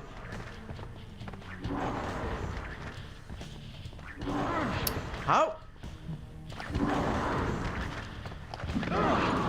Jesus, man.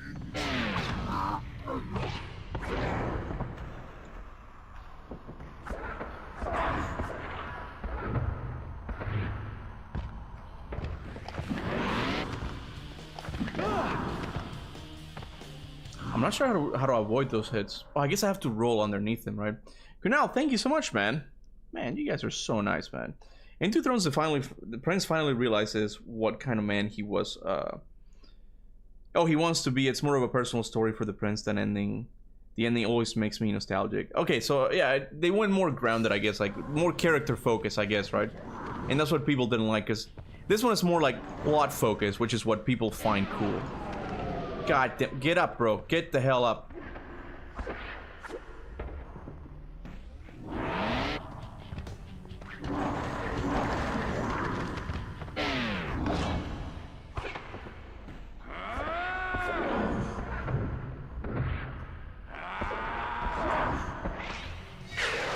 Oh shit, he got blasted. He got sand blasted. Alright, get it. Slow down time.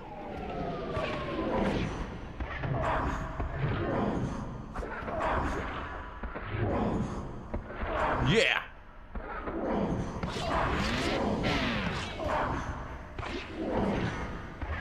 Oh, rage now. Hey, right.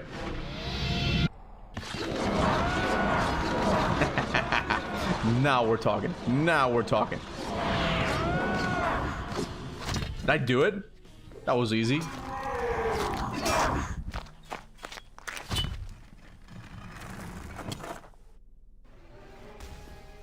Damn, that was easy.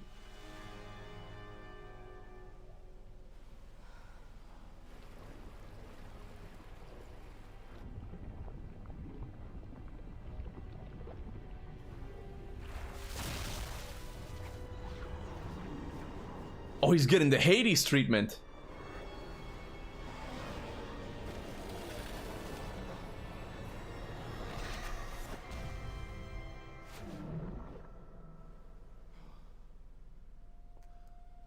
Man, she's hot. She is hot, man. Give her a kiss, man. You saved her. Give her a kiss. You gotta give her a kiss. He's gotta give her a kiss. I'm guessing she's going with him as well? Maybe not, I don't know. Together, we built this vessel. Together we left the island. And together, we returned to Babylon.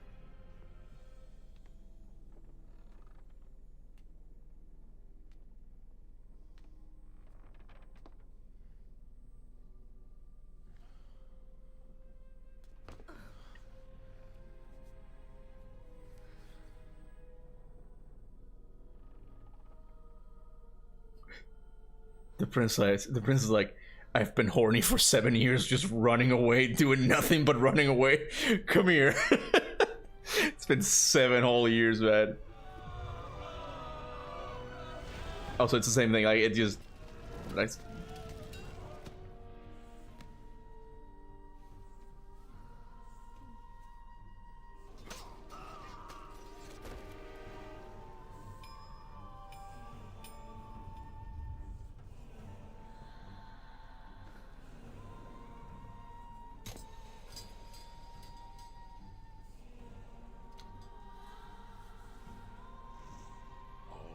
Yours is rightfully mine.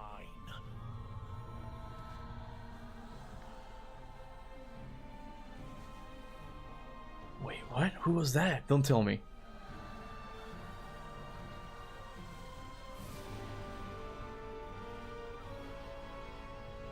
And mine it will be. Was that Farah?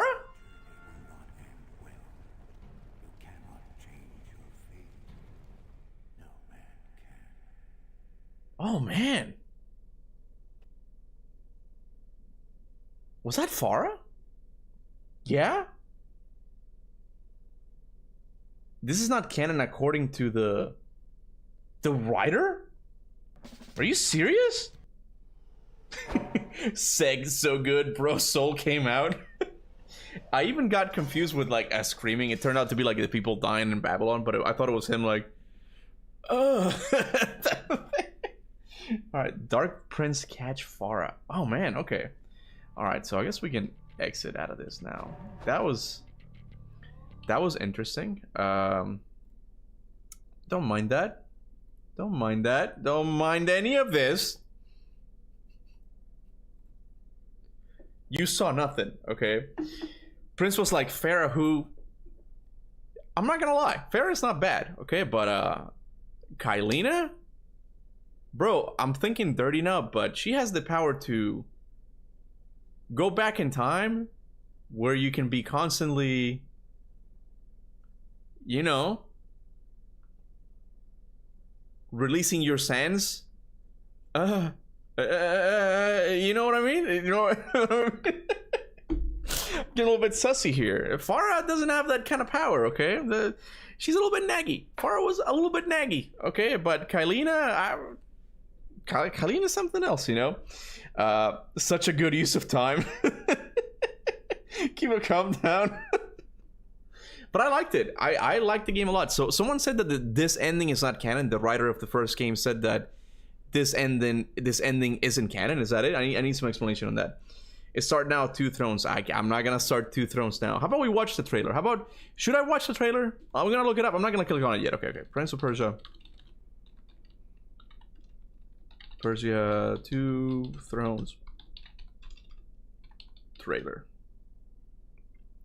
We can start. Can we start Two Thrones now? No, guys. I already have the thumbnail, but it needs to be its own dedicated like stream. You know, I don't want to mess up people who are following like this this series and stuff. You know, I don't want to like pull the rug from under them.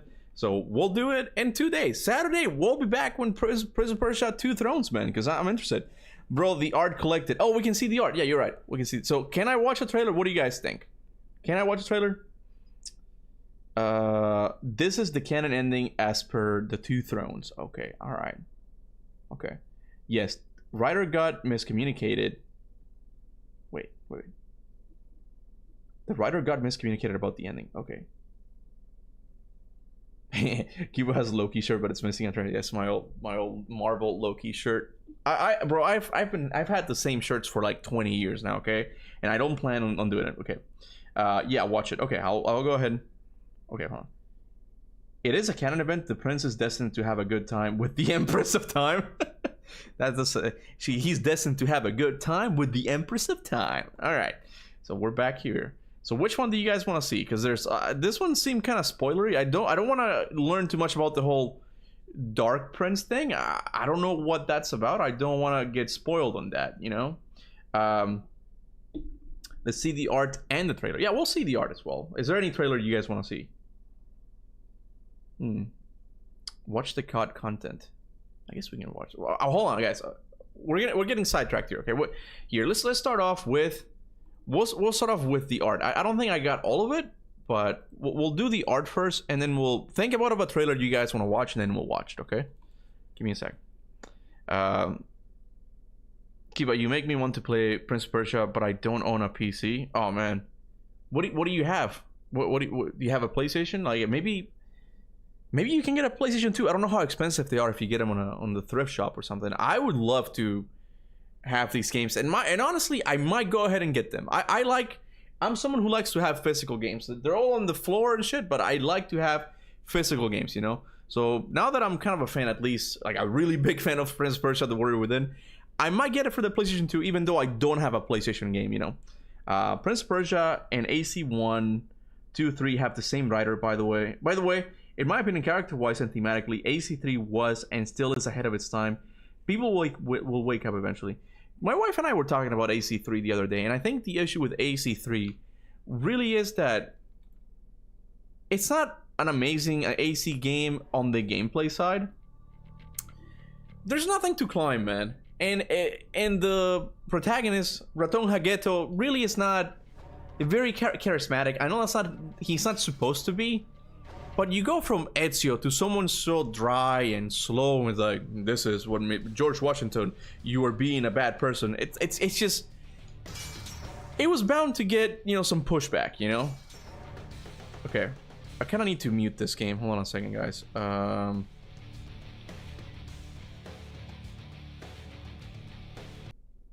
Yeah, I need to mute it because I don't know if it's gonna get taken down or something. I like the AC3 a lot. So is this the one you guys wanted me to watch? Please don't mute. I have to, man. I have to. YouTube is allergic to this music, man. Nice. Okay. You guys, I'm guessing you guys want to watch all of them. Environments, illustrations. Oh, that's cool.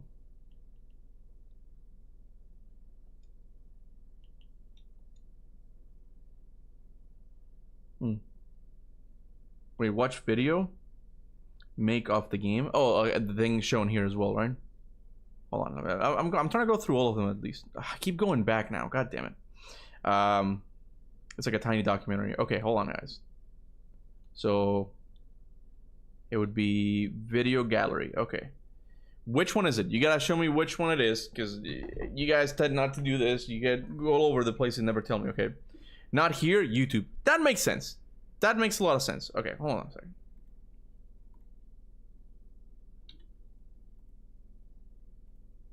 Okay. So Irfram, thank you so much, man. This guy's donating so much. Thank you so much, bro. Connor is my favorite assassin. His story speaks to a lot about our world, in my opinion. I hope people will give him and his story another chance one day. One hell of a script to me, genius. There's some things I liked. It's funny, AC3 for me was the game that got me into the AC series. I saw the yeah, you know what? We're gonna take a detour. AC3 teaser trailer. We're gonna take a little Assassin's Creed detour, and then we'll be back. Okay. I watched this thing. Peggy 18. I had never played an AC game, and I immediately, do I have audio? And I immediately fell in love with this thing. I'm like, I need to play all of this. And then I went and play AC1, 2, Brotherhood, Revelations. Like, this trailer was so good. Even though it was a CGI trailer, I love this, man. We're taking an AC break, okay? We're taking an AC break.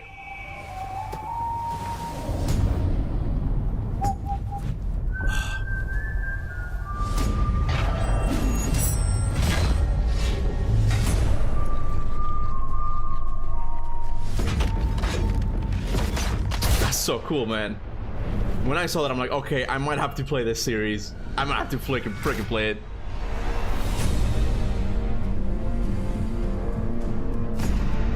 Yeah, the tomahawk is pretty cool. Like the design with the assassin symbol, it was on point, man. Or slaves, or true. I forgot how it goes.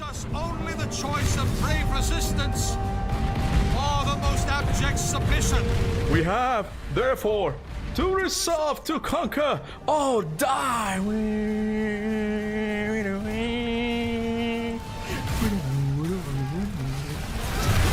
I'm telling you, like, this is the trailer that got me into the AC series, and then I kind of fell out of it. I fell out of love with the AC completely. Okay, so Prince of Persia, Warrior Within documentary. Documentary. Okay. Logo Turtle Venetica. Oh, we'll do that later.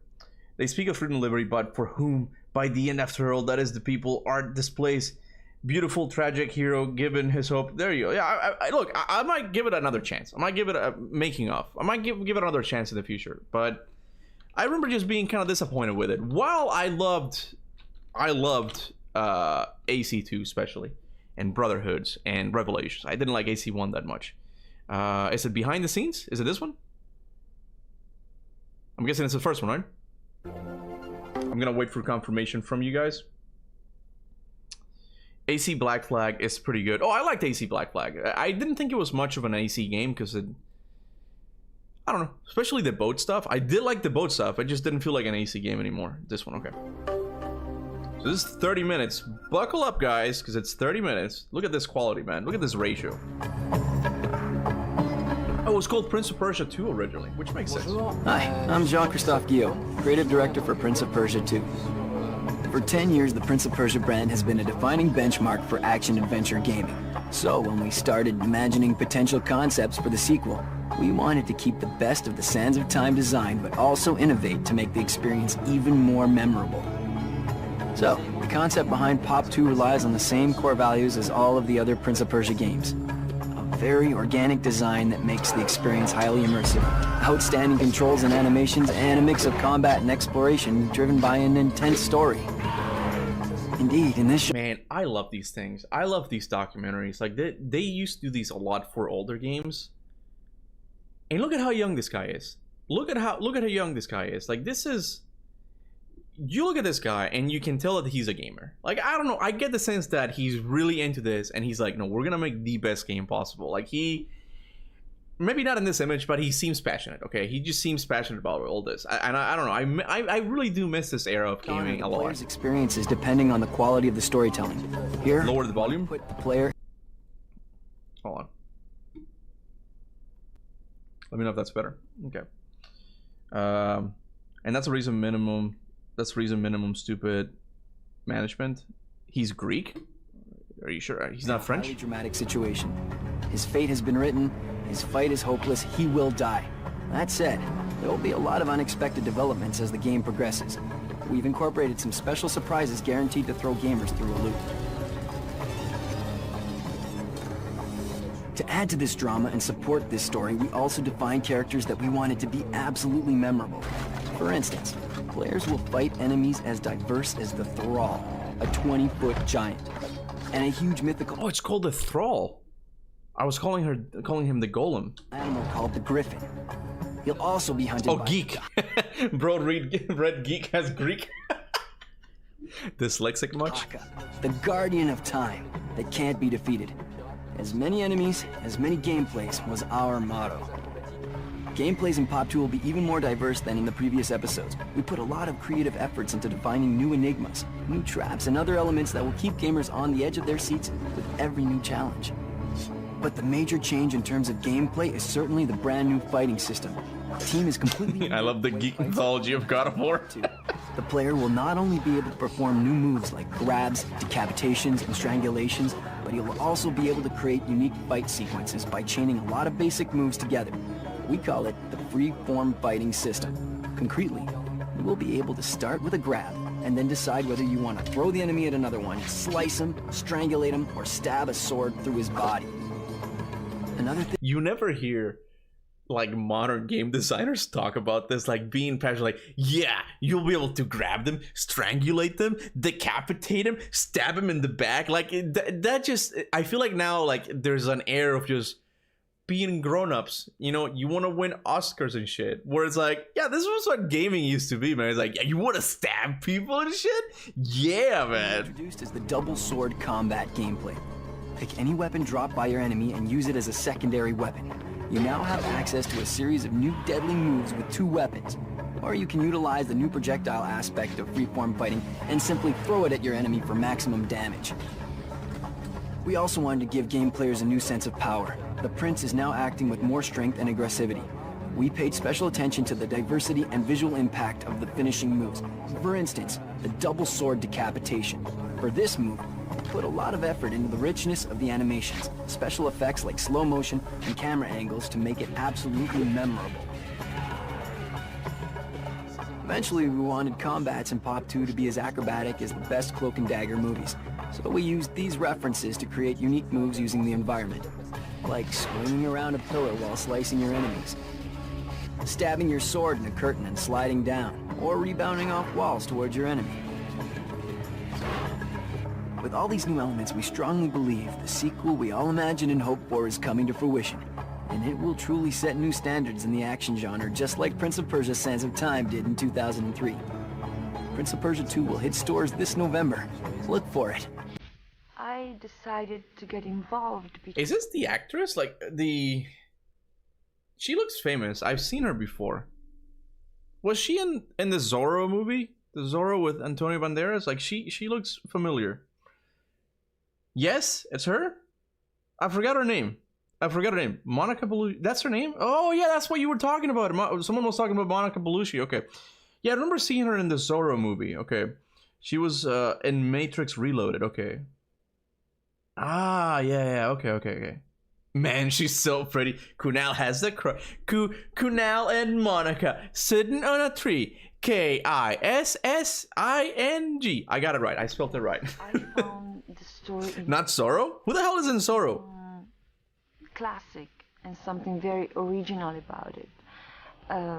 For example, the prince is an archetype of Western fairy tales, and like in fairy tales, he wants to change his destiny. I like my character Kailina because she's very mysterious. She's very dangerous and intelligent, and she's fascinated by the prince because he wants to change his destiny, and she doesn't believe it is possible.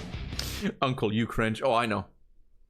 The trick about being cringe, man, is that you kind of just have to embrace it. Just go for it. If you try to hide it, suppress it, and be embarrassed, it doesn't work. Just go for it, man.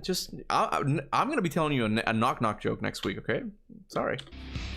She's also someone who's scared because she knows she's gonna die, and she knows her own destiny, so she's scared about it. What I like about her, that she's strong and courageous, and she's a fighter, and I think I'm a fighter too, some way. I've been always fascinated by the shadow side of life and people, and through my work I have the possibility to explore. How famous is Monica Bellucci? Like, I've heard that name before plenty of times. Is she really famous? Like, I'm asking this because this was in 2004.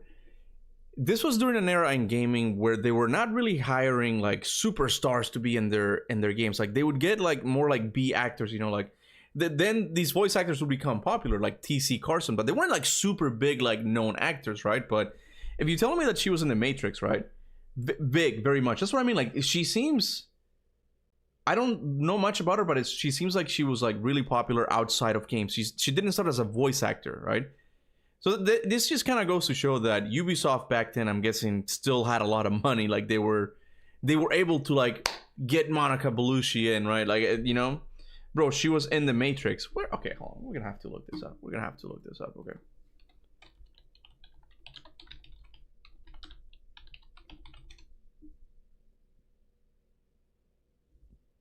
Monica Bellucci. Wait.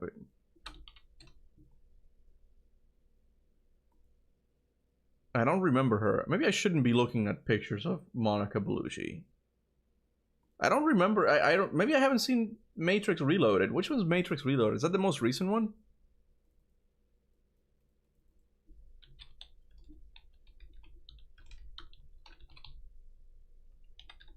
The only Matrix I've seen is the first one. 2003. Okay, yeah, okay, so it must have been the second one, maybe? Okay, yeah. That's what I mean, like, it just goes to show that Ubisoft back then was still loaded if they could, like, hire her, like, to be in a game, you know? The second one. That's the third one. Okay. Her film, Melina, gonna leave it here. Okay. That is a new experience for me. And of course I have to work hard. I need to work with a coach because when I prepare a character in French or English, I have to work in a different way because I'm Italian. Yeah, I was saying, like, she did a pretty good job. Like, I could tell that there was maybe a bit of an accent, like, in Kailina, but she sounds drastically different, like in real life here talking in this documentary, like, to compare to what she sounds like in the game. So she did a good job. Like, I can't recognize her voice. Doing that is that when you record your voice for a video game, some way it's like if you give a soul to an animated body, and this is very funny. It's a special preparation because the only thing you have, the only thing you can use is your voice. It's called acting. Yeah, no shit. You need a good director to help you, because of course, you know, you don't have your body. You can use a body language. For an actor to use body language is the most important thing. So you have just your voice. So that's why I wanted to do it, because it's a completely new experience for me. Who the hell is this guy? Artist? What the hell? This is the artistic director. No wonder the game is so edgy. Look at this guy, man. He looks like he just came out of a rock concert, man. Since the beginning of the conception phase of... Bro, wait a second. Doesn't the prince have these tattoos in the game? Like, did he put his own tattoos in the fucking game? Look at... He has those tattoos, doesn't he? He finished the game. I was so late. Yeah, I did finish it, man. Yeah, his tattoo is the same one, is it? Yeah? Hey, I'm a pro at Prince of Persia, man. I caught on that, okay? That's the same tattoo, man. He put his own fucking tattoo. And I was wondering, like, oh, he didn't have the tattoo in the first game. I wonder what the lore significance is. Like, it's this guy. This guy is the lore significance. He wanted to put his tattoo on the prince. That's it. Our ambition, he looks like Atreus. Visual and graphic limits. Atreus if he sided with Odin. That's it. Claimed the sands of time. The artistic direction and graphical treatment was one of the most prized features of the Sands of Time.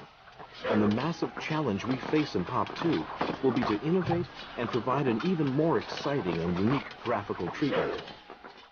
First, we started by defining the new emotion that we wanted the player to feel in Pop 2, namely fear and oppression. The player will play a prince that is cursed and that will have to face his own destiny, his own death. In this respect, the artistic direction took on a more mature and darker treatment. Visually, I wanted to place the emphasis on a realistic treatment in order for the players to be totally captivated by the game. In order to immerse the player in the game, we had to focus on color, light, textures, and detail in a unique and very specific way. I love the use of a monochromatic palette. It helped us to build the consistency throughout the game levels. It also helped us to provide emotions and also subtly put forward the key gameplay and plot elements. Each place in the game has a unique and dramatic mood and atmosphere that will help the player to orient himself. A game like Prince of Persia 2 allows each artist in our team to express themselves in very diverse universes.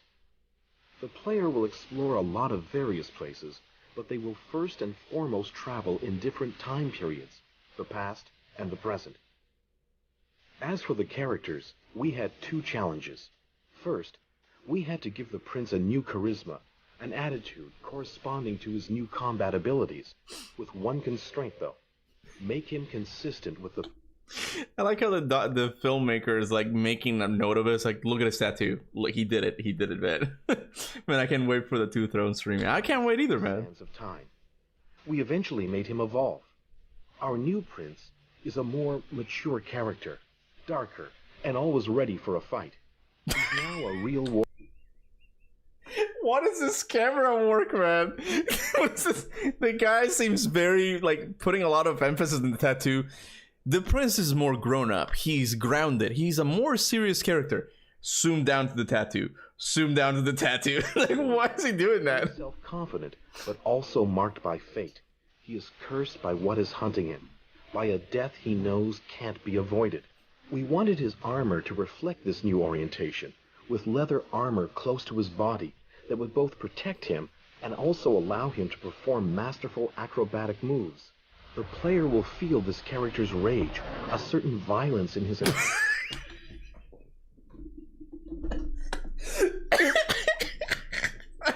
Bro, I am losing it with whoever recorded this document. Like, whoever filmed this documentary is hilarious, man. Like, he is just trolling, man. He's like, yeah, the players will relate to the prince. Look at the art director's hair. Now look at his goatee and his piercing. It's like, why is the film director doing him so dirty? Charlotte, not now, baby. I'm sorry. The editor is a troll.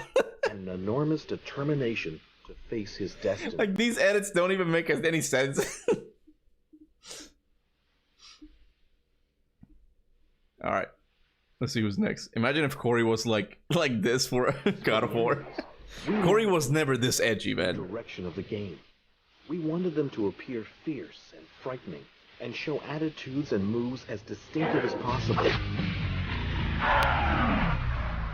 As artistic director, I helped to unify the vision of the team to make one of the most visually stunning... I was wondering why the audio was so weird. It's because I think IGN was also trying to avoid the whole music copyright issue.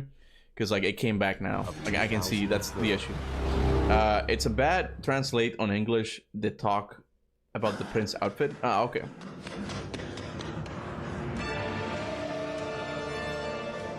Oh, that reminds me, the old guy at the beginning, I wonder if he's gonna be important somehow. Don't tell me. There's an old guy who seems to be blind. He's the one who tells him about the island of time.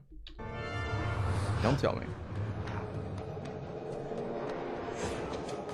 Corey was more like an excited teenager. Man, it's just interesting seeing all of these directors like back then, like they were so young, man.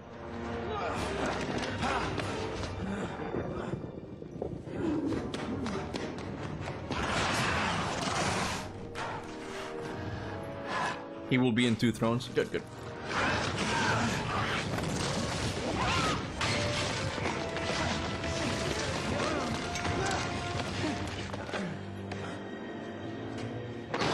You know what's interesting?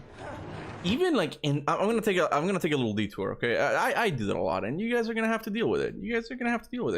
Oh, I messed it up. Okay.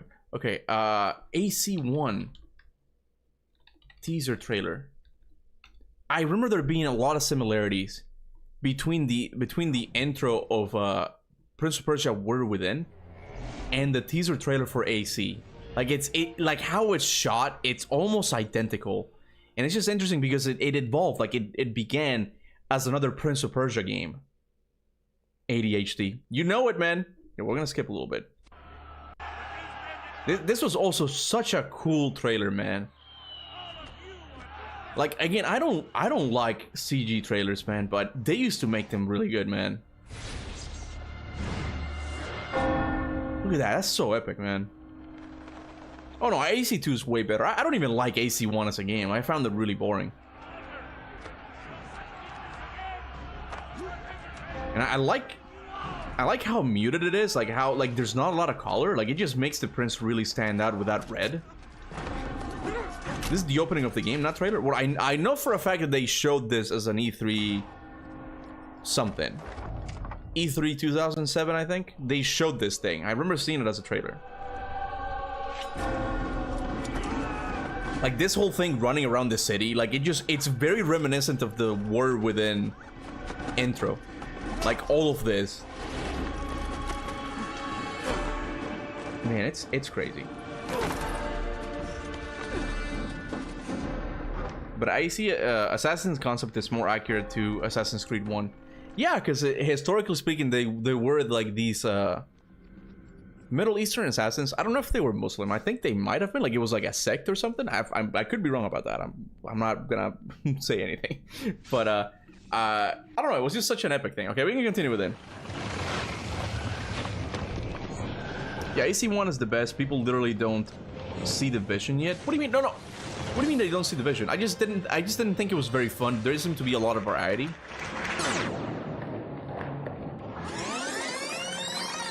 We're going back in time. There is a huge exchange of ideas between video games and cinema. Films often get inspiration from certain game-like elements, and games have come to use Hollywood-style production and storytelling to try and achieve the same emotional impact that only film could. But as filmmaking went through a creative calm patch, video games were growing up. This new maturity comes from teams like this one. We are in Montreal in the studios of Ubisoft, where around 100 people have been working on Prince of Persia, Warrior Within for over a year now. For the sequel to Prince of Persia, Sands of Time, Ubisoft Montreal has chosen a darker, even more cinematic approach.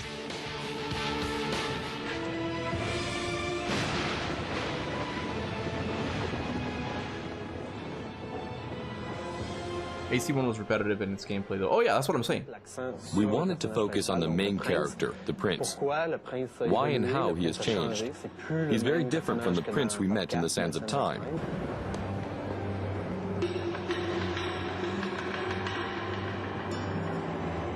The head animator of Belleville Rendezvous, Hugh Martel, helped us out. Starting with the storyboards, Hugh and I worked on sketching the environments, and together with Raphael Lacoste, the artistic director, we decided to hire actors to film live-action sequences.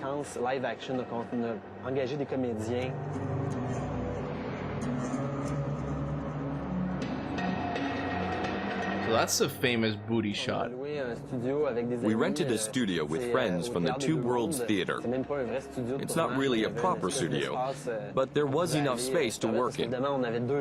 Obviously, 2 days of filming is really short. It was all organized at the last minute. I called some actor friends from the theater, and there were 2 cameramen with mini DV cams.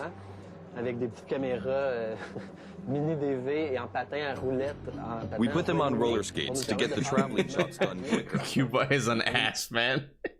I'm not gonna say anything. I'm not gonna say anything. We had 2 days to get 15. I'm sure they had fun rendering that booty. Like the guy who was in charge of it, like, you spent like a month. Like, I gotta get all the butt particles right, man. Like, let me give me a couple days, okay, and I'll get it just right. Footage finished. There was no lighting, no crew. We took the camera and decided the shots on the spot, keeping our drawings in mind as a guideline, but there were just the actors on stage. No scenery, just a few costumes, Parkour! basic props, Parkour!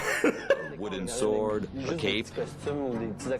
Bro, this is something that anyone who works in any creative space like has to like keep reminding themselves off through the process of making something. And that is, trust the progress, man. Because I saw this guy just running around. And if I had been there as a director, I'm like, oh my god, this thing is going to flop. This is the worst thing possible. This is going to look so bad, right? But you really have to trust the process, man. Because it looked weird. It looked janky, like him going on the ladder. But the end result was so good. You need to trust the process, man. Like, I don't know. It was a fun game, yeah. It helped us keep the speed up, get the shots quickly with the actor, and keep a certain spontaneity.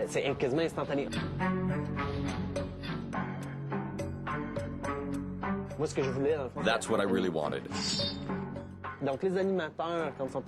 So when the animation team started working on the project, they had visual inspiration for the movements and emotions they had to represent.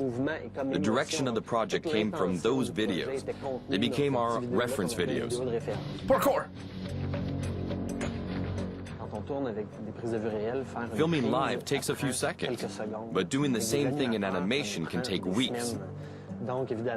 So when you tell an animator, that's not bad, but I don't think the character has the emotion I was looking for, it's not because he's doing a bad job.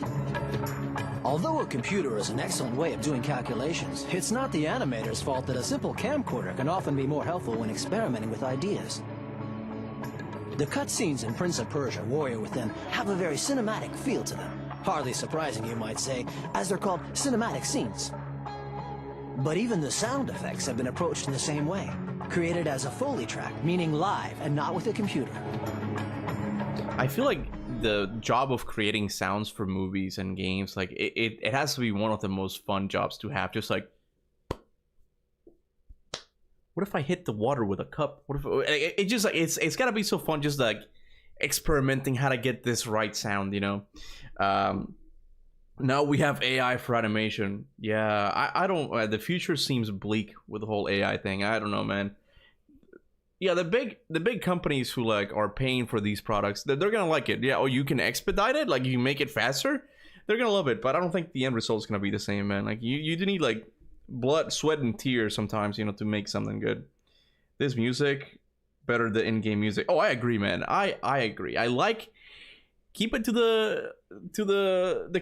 keep it within the context of the world. That's my opinion on it. You know, you can modernize it a bit. You can make it like more fun for people and stuff, but you gotta keep it within the world. Like not just make it rock, you know. Let's keep going.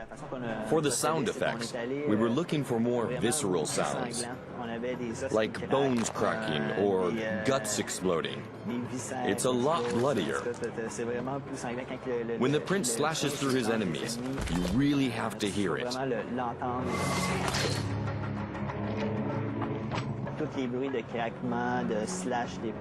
We had a specialist come in for all the cracking sounds, the sword slashes, the blood spurting. All that was done in Foley. He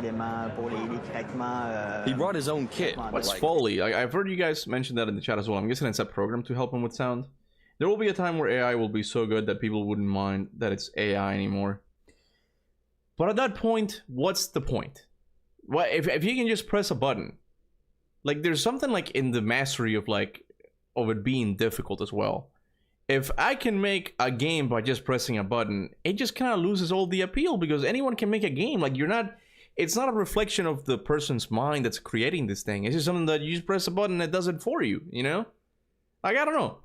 Maybe I'm old school, but I just see like it's very devoid of heart and I don't like it. I don't like it, you know? Yeah, but you need to train that AI on something. Exactly. Yeah, you need to train it on something. And I don't know what this future is heading. Like I don't know if I sound like an old guy. Look, I get it. Like, you know, when I was growing up, I heard old people say, "Oh, don't use a typewriter," type of shit. You know, but it's like I feel like AI is kind of like the line where it's like, man, we're losing an aspect of what it means to be human a little bit. You know, creating art. It's I hate AI. I'm gonna read the chat, the super chat in a bit, bro. I hate AI ads so much because I hate them. Like they just come out and be like, bro, I used to suck at coding. I used to suck at drawing, but now I don't. Like, no, you still do. You don't know how to draw. You're literally just pressing a button. You're literally just pressing a button. And same with I can make music while listening. I mean, I can play music. I mean, I can make music while playing Rocket League or something. Like, you're not making music. You're not thinking it, man. I don't know. Maybe I'm old school. AI removes the human element from art. Exactly. That's what I've been saying. And I don't know if we're going to find like a good in-between to use AI and also humans. I don't know how that's going to work, you know? But it just seems so bleak right now. It just seems bleak, man. But I didn't mean to make this into an AI discussion. I'm sorry. Oh, I muted it. For the sound of slicing enemies into a million pieces, we had oranges, grapefruits, and cabbages to cut. We used all sorts of stuff like that for those sounds. It made them more sharp, more real. So, as we're talking about cinema, let's get to the bottom of it. Give us some names. There aren't hundreds of influences for Prince of Persia Warrior Within, but they are all carefully thought through, carefully selected and used.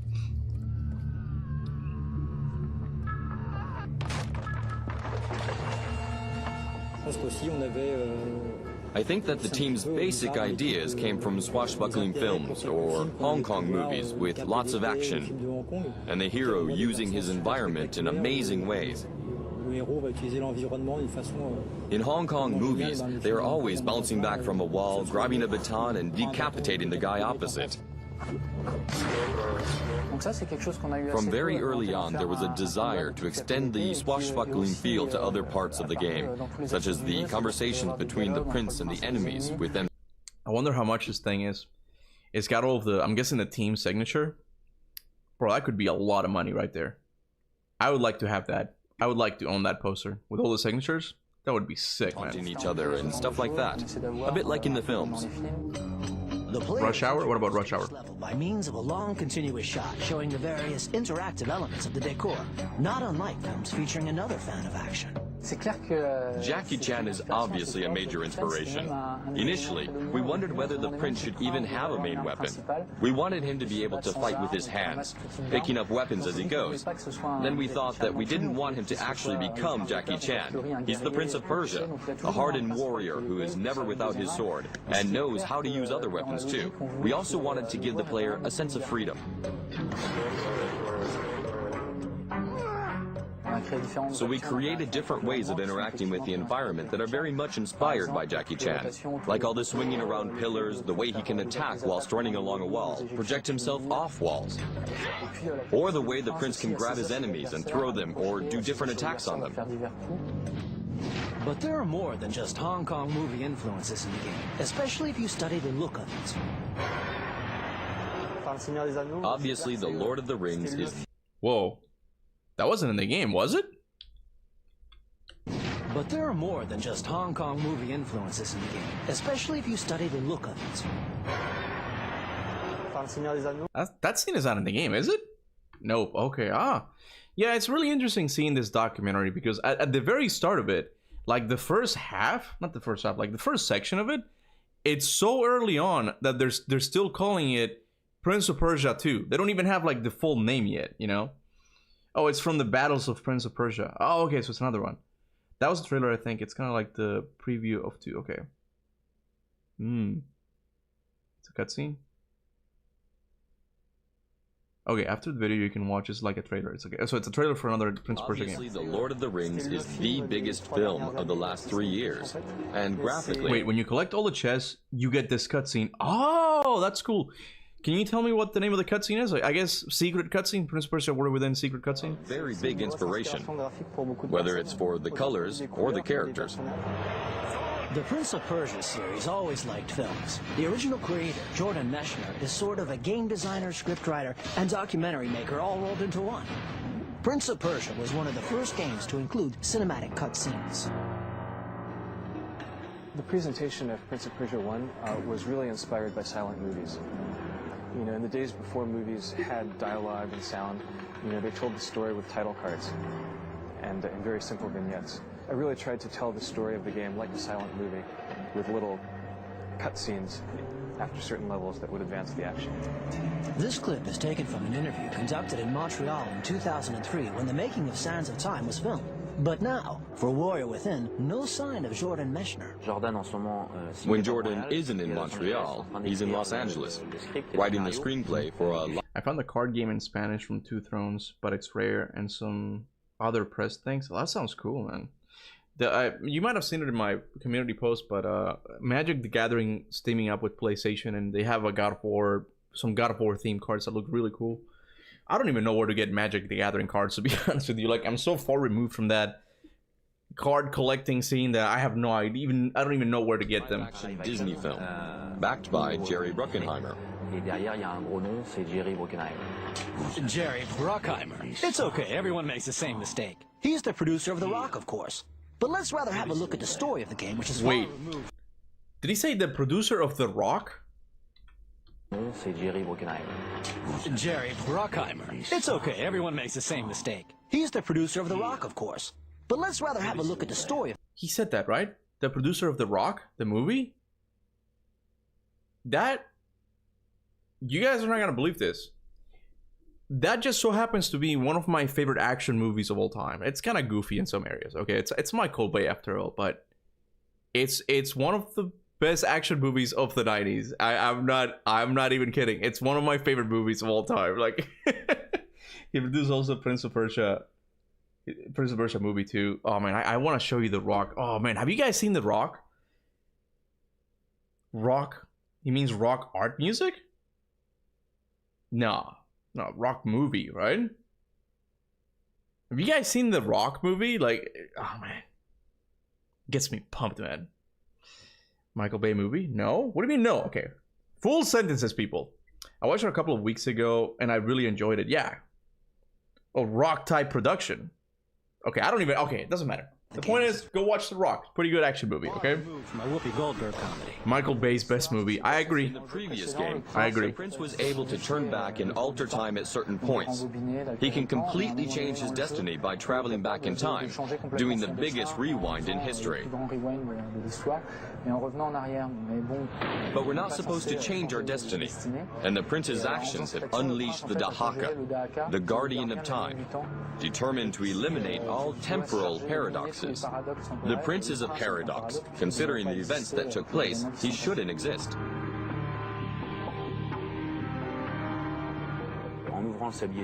By opening the sands of time, he has corrupted the timeline and must die.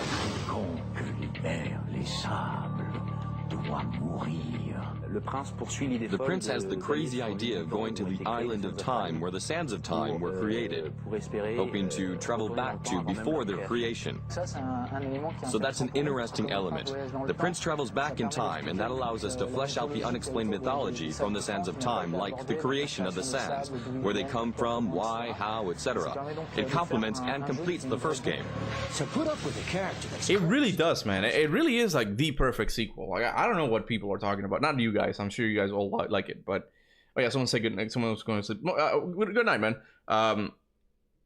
The people who, like, the director of the first game that didn't like this one, like, I don't know what he's talking about, man. Since The Warrior Within is such a good sequel, like he said, it's just, it seems like a logical step for the story. Like, he messed up with the timeline, and now there's this being that's trying to correct it, right? And it's just, it's a chase. It's a chase throughout the whole. I love it. It's perfect. It really is, man. Let's face it, he's doomed. The game had to look right, too. Judge for yourself what he's done.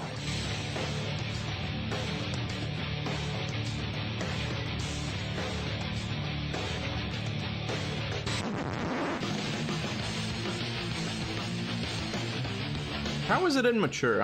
Ariane, how is it immature? I don't get it.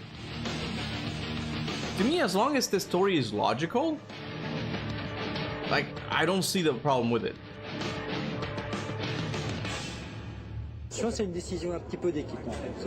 Oh, edgy and mature, right? Decision to do something a bit different, a change of style from the Sands of Time.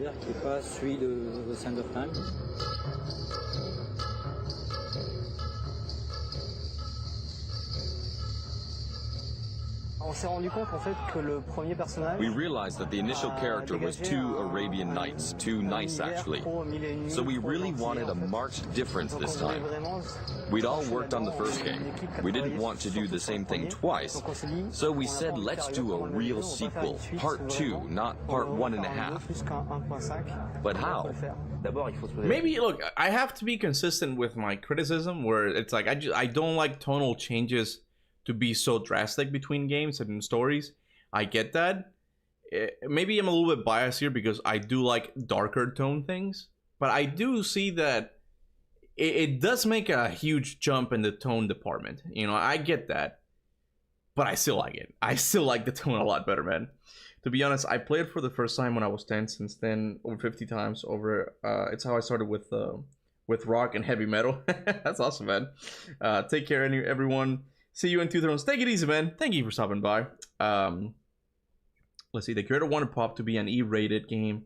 Well, he never intended Pop to be M-rated for dark tone like Warrior Within. Yeah, I get it. I get that. Yeah, it's his baby. It's his project, you know? Like, he didn't want to see it change too drastically. I get that. But, man, I like the people in this documentary have been saying, like, they really did expand on the lore and stuff. Like, the whole mask thing, like, where's that mask on? Like, what corpse is that? Is that a statue? Is that a corpse? Like, he creates the Empress of Time. I love it. It's great, man. Like, but I truly respect the game. It really had the balls to be different and justified its own existence, unlike most sequels. I respect The Last of Us 2 as well for the same reason. I love sequels that push. So I have to try The Last of Us 2 again, man, but I did not like The Last of Us 2. Look at the story from the character's point of view. He has, after all, made a monumental blunder. When he opens the Sands of Time, everyone he holds dear dies under his eyes. périt devant ses yeux. Bon, à la fin, He manages to more or less repair things in the end. But it doesn't end there. That's why it's an interesting license. With each new game, we add a little more to the saga. To be honest, though, by the end of the Prince of Persia Sands of Time project, we didn't know that Prince of Persia Warrior Within would continue the story. So, the new Prince's look went through a few changes, and a few hybrid princes were tried out. Let's have a look at a few of them. Oh yeah. This design on the left was part of a series that was supposed to help make our prince better than the previous one.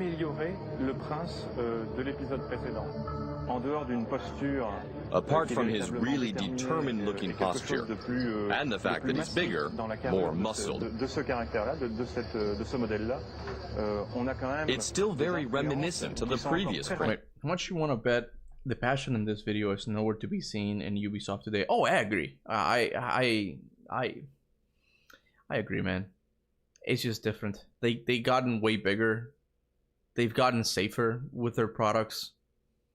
I don't know. It's just to me, it's nowhere to be seen. To the point that I don't even want them to remake Prince of Persia: Sands of Time. Don't touch it. I don't trust you. I don't trust Ubisoft. Don't touch it, man. Kuba's still streaming. Yeah, I'm done with the game, but I'm still watching stuff. Perfected over several months. The evolution of the character came slowly, and this sort of design made us realize that we had to take things a lot farther.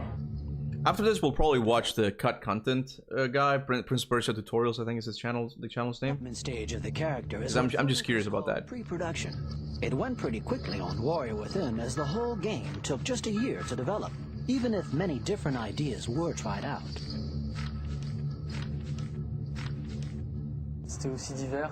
It's as diverse as other games, which are a lot. Yeah, I'll check all the secret weapons, yeah. With you roaming freely in the desert on horseback, and objectives that are less clear. Wait, what? In the desert, it's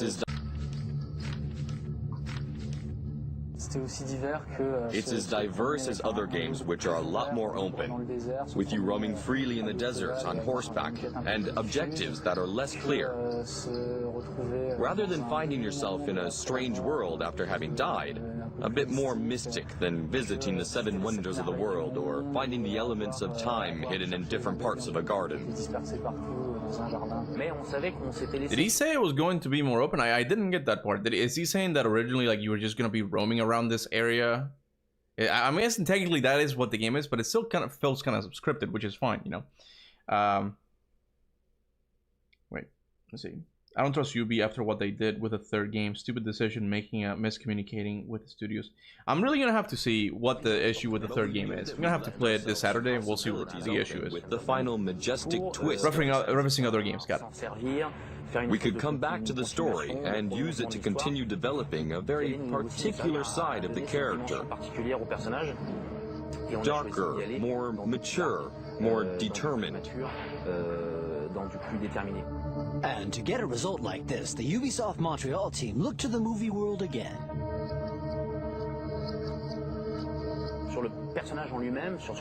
Lots of the character's traits and motivation became clear later on, especially when we brought a couple of special agents on board, Hollywood scriptwriters that we worked with.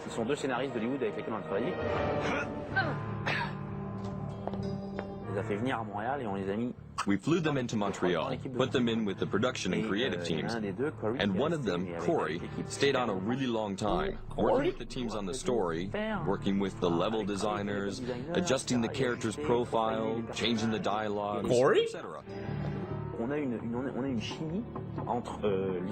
The story and the adventure, the gameplay. After watching the scriptwriters at work, we realized that they were really the best people to write the story. Professionals. In Hollywood, there are a lot of talented people who can write a story better than a game designer. We always thought the game designers could write stories perfectly well. We were wrong.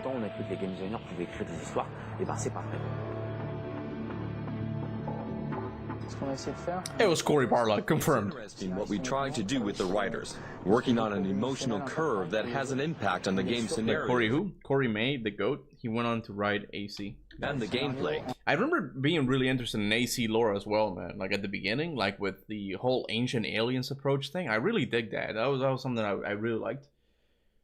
But I don't know what happened. I think as AC progressed and it just became like a yearly thing. I think AC became a yearly game release. I think I could be wrong about that, but it kind of felt like too commercialized. I'm like, all right, guys, give it some breathing time. You know, just give it some space. It kind of fell off with 3. Yeah, I remember like AC3.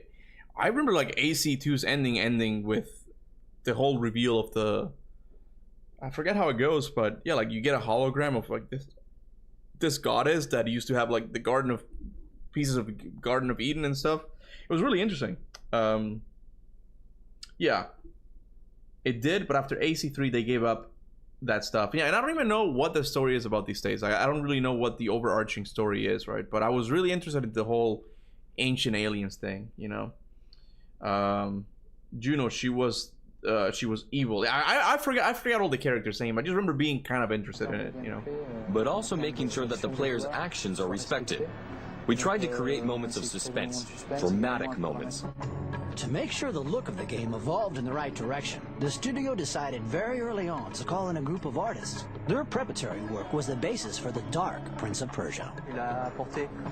Above all, he added his own unique style, his special touch. Thanks, Patrick. How was Nicholas? Thanks, Bruno. Goodbye, Patrick. Let's meet the artists. This is Nicholas, who worked on a lot of the environments and quite a few characters. A whole load of environments and a bit on the marketing. In fact, he added his own touch to the prince. All the marketing drawings are his. From the very beginning, there were 3 or 4 full-time illustrators on the project, which was great for us and for them. It allowed me to explain to our 3D modelers very early on what I was looking for. We didn't start off in 5 different directions, for example. I tend to agree with that, Ariane, but I think what they're talking about is just AAA space, that they tend to be more safe. But I agree. Go indie, man. You definitely gotta try indie games. Like, I'm telling you, like, I get a lot of people here complaining about 2D games, so in regards to the whole Metroidvania topic thing. It's like, bro, you gotta try Silksong. Like, that is a story that's so interesting as well. Like, the world is so interesting. It doesn't feel samey as all the other ones, you know. Dude be 30 years chasing dudes be 30 years chasing edginess. Time to grow up. Said, let's try out this. I don't know, man. This style. We knew we wanted there's a space for it. Something with instant visual strength, something epic. And all these elements come from our various personalities. Michael Labat, the artistic director, already had a personality that helped him really understand these influences. Michael Labat already was edgy. Even if Prince of Persia: Warrior Within is much more gothic, the prince himself is the main focus of this shift in style. Pursued by the Daharka and seems much like something out of Alien, the prince has changed. Reprieved from death, he looks like he has stepped out of a nightmare or an asylum.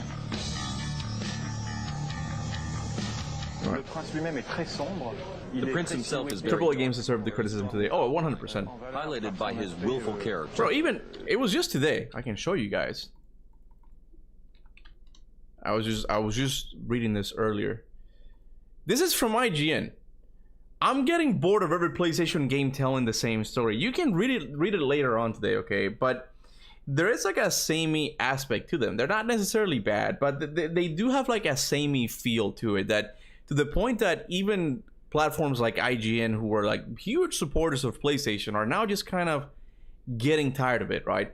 The other day I read something, I don't know the name of the article, so I'm not gonna even try and look for it, but it was another one of these gaming sites complaining how a lot of modern characters have been truly influenced by Marvel's style of writing and like the quippy dialogue, and it's like it just gets old.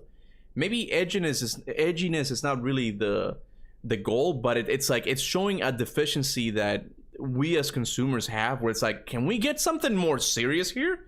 Can we stop with this? You know, like it's just something that it just comes out, you know, just comes out. is the structure and design being largely similar across the board? Yeah, pay attention to the beginning of the games, how the raiders react to Shahadi. I mean, I'm sure they're looking at her ass, right?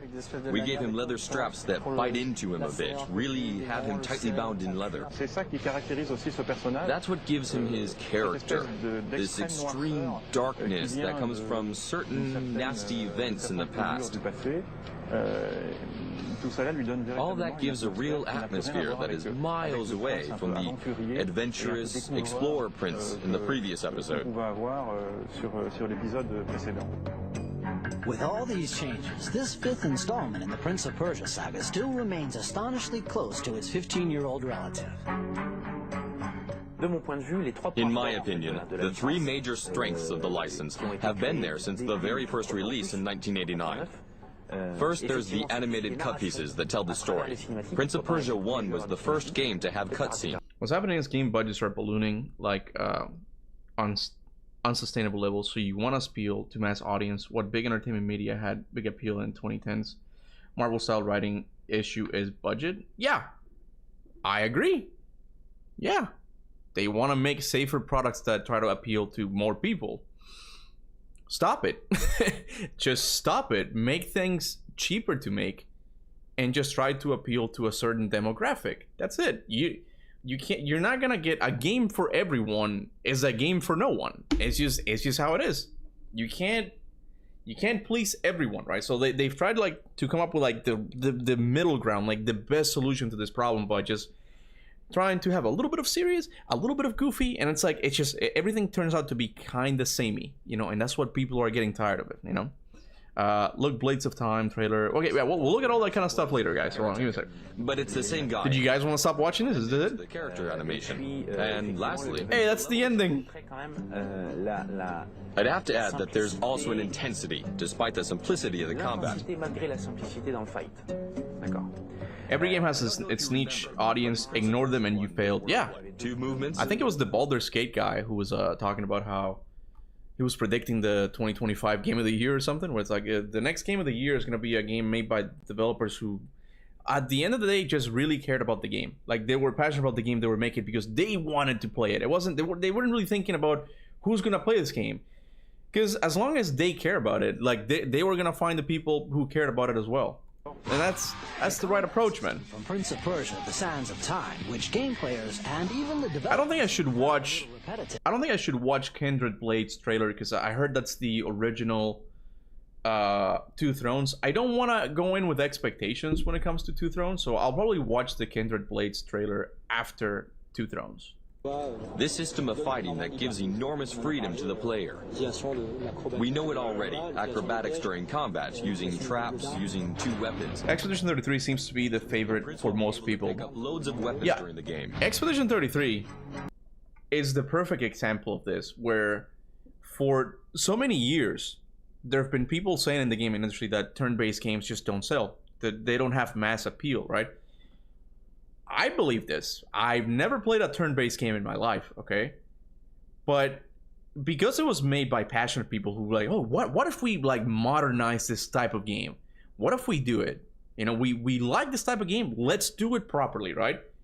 And they got old people, they got older fans of turn-based games, and they got newer people like me to try it out, and it worked out, you know, as opposed to just having like a vague like RPG system, like just kind of like mess storytelling as well. Like it was its own thing, and that's why it's gonna win Game of the Year. I still think Silksong is better. I'm having a lot more fun with Silksong, but I'm okay with giving it to Expedition 33. It deserves it, man. It deserves it 100%. Strangely, with all these new special effects and a look that is nothing like the original Arabian Nights atmosphere, Warrior Within is probably closer to the very first Prince of Persia than Sands of Time was. Damn. As for the traps, for a while we wanted to go back to the very first Prince of Persia and make the traps lethal. We couldn't really do it though because the gameplay has a series of traps that requires acrobatics. We had long discussions with John Christoph, and I would have loved traps that cut you in half, but we couldn't really. It would have been too frustrating for the player.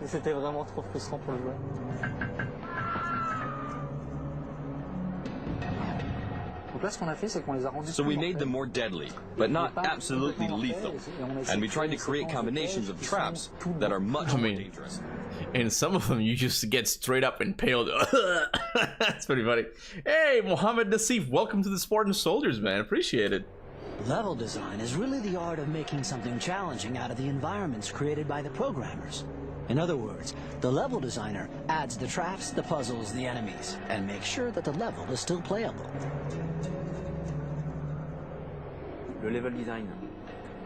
The level design was pretty good in Prince of Persia: The Sands of Time, but in Prince of Persia: Warrior Within, it's mind-blowing.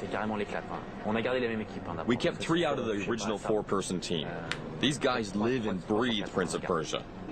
And all they could think about was, look, in Prince of Persia: Warrior Within, we are going to make the levels absolutely amazing.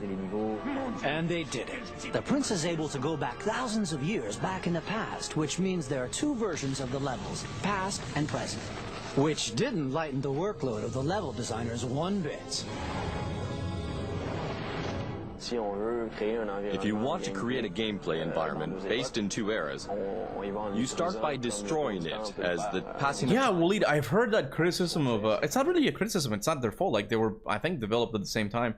But I've heard that Ghost of Yote's story is similar to AC Shadows. I haven't played AC Shadows, so I have no idea. I'm not going to play AC Shadows. If anything, I will play Ghost of Yote. All right, it seems like a much better game. But I heard that it's very similar as well. So, yeah, you should watch the cut content from The Warrior Within right now. This video doesn't have too much lost content discussed in it. I agree with it. I think I've watched like the most of it. It's just like a documentary for those of you who are interested in the making process of the game. Okay, so Prince of Persia Within cut content. I think it's gonna show up. Yeah, this guy, right? Oh man, that's 33 minutes long. Prince of Persia: Warrior Within, the cut story. Oh man, this guy is good. Oh, this guy is like me, but for Prince of Persia shit. I might have to give this guy a sub, man. I'm interested in like watching this, like his videos now. Well, do you guys want to watch this one first? Prince of Persia. This is by the same guy. Prince of Persia: Warrior Within cut story. Because this one's 33 minutes long. Okay. Yeah. So check. Okay, hold on.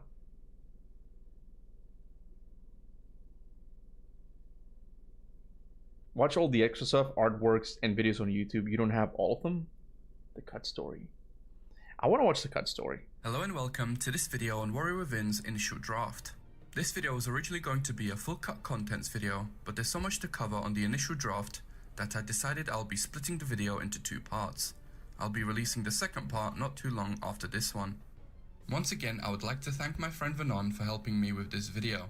We are both active in our Discord server linked below, where you can ask any questions or just chat anything about Prince of Persia. To begin, I want to preface that this is speculation, however I will be substantiating any information with sources to make it as accurate as possible. I'll be going into detail further, but the biggest changes are: the Empress was going to be the main villain and not the Dahaka. The Dahaka would have been a servant of the Empress, the Sandwraith would have also been a servant of the Empress, and the Old Man would have played a much bigger role in the final game. We have 4 main sources to substantiate this: the Ubisoft product catalog, the Score magazine article written on Warrior Within, the Warrior Within Java game developed by Gameloft, and the sound article written... They had a Java game just like God of War Betrayal? Are you serious? They had another one of these? Man. Java game developed by Gameloft. You're too late. How was the game? The game was good. I liked it. I really liked the story. Sound files found in the Warrior Within PS2 demos. I will start with the Ubisoft product catalog. These digital catalogs were used as marketing and were given to the press like GameSpot and IGN. These were not intended for the public viewing. The description starts off by saying that the prince is being hunted by an evil empress and her demons. Of course, we know that in the final game it is actually Prince that seeks out the empress in order to change his fate, so we already see quite a huge shift in story here. The description later tells us that the prince has become battle-hardened over the years of bloodshed, and also mentions the death of Prince's best friend. Oh. We actually know who Prince's best friend is. He can be found... Is this a spoiler? Should I skip this part? Is this gonna be explained in 2 Thrones? Should I not watch this? I'm scared now. I'm scared. I don't want the story spoiled. What mod is he using? The graphics look great. They do. They really do, man. Not a spoiler? Okay. Did the trailers for the game.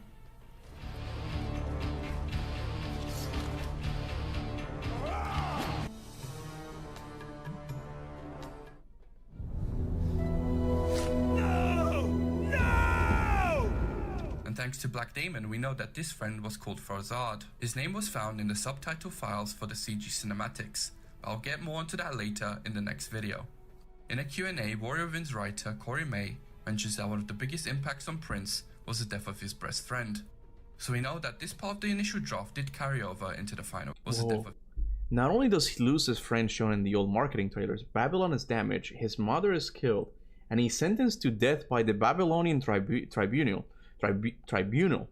In the end, despite his father intervening to stop the execution, the prince exiles himself from the city, having already brought so much misery and pain upon it. Shahraman forgives the prince, but the prince cannot forgive himself. Oh man, that sounds interesting. His best friend.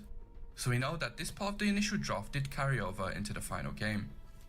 The final thing to mention here is the description for the Empress of Time, which calls her a stunning villainess with the power to bend the minds of men. This line is very important for a plot point I will be discussing later when covering the Java game. The next source to cover is this score article written on Warrior Within. This article is from a Czech magazine and has some very interesting character details that are completely different from the final game. Kailina Shadi, Dahaka and the Empress are basically described the same as how they are in the final game, but the main standouts here are the descriptions for the Sand Wraith and the Old Man. Starting off, we can already see that the Sand Wraith looks completely different to his final design. He definitely looks a lot more like a ghost, and that's corroborated in his description, where it describes him as an elusive and unbeatable figure created to protect his ruler.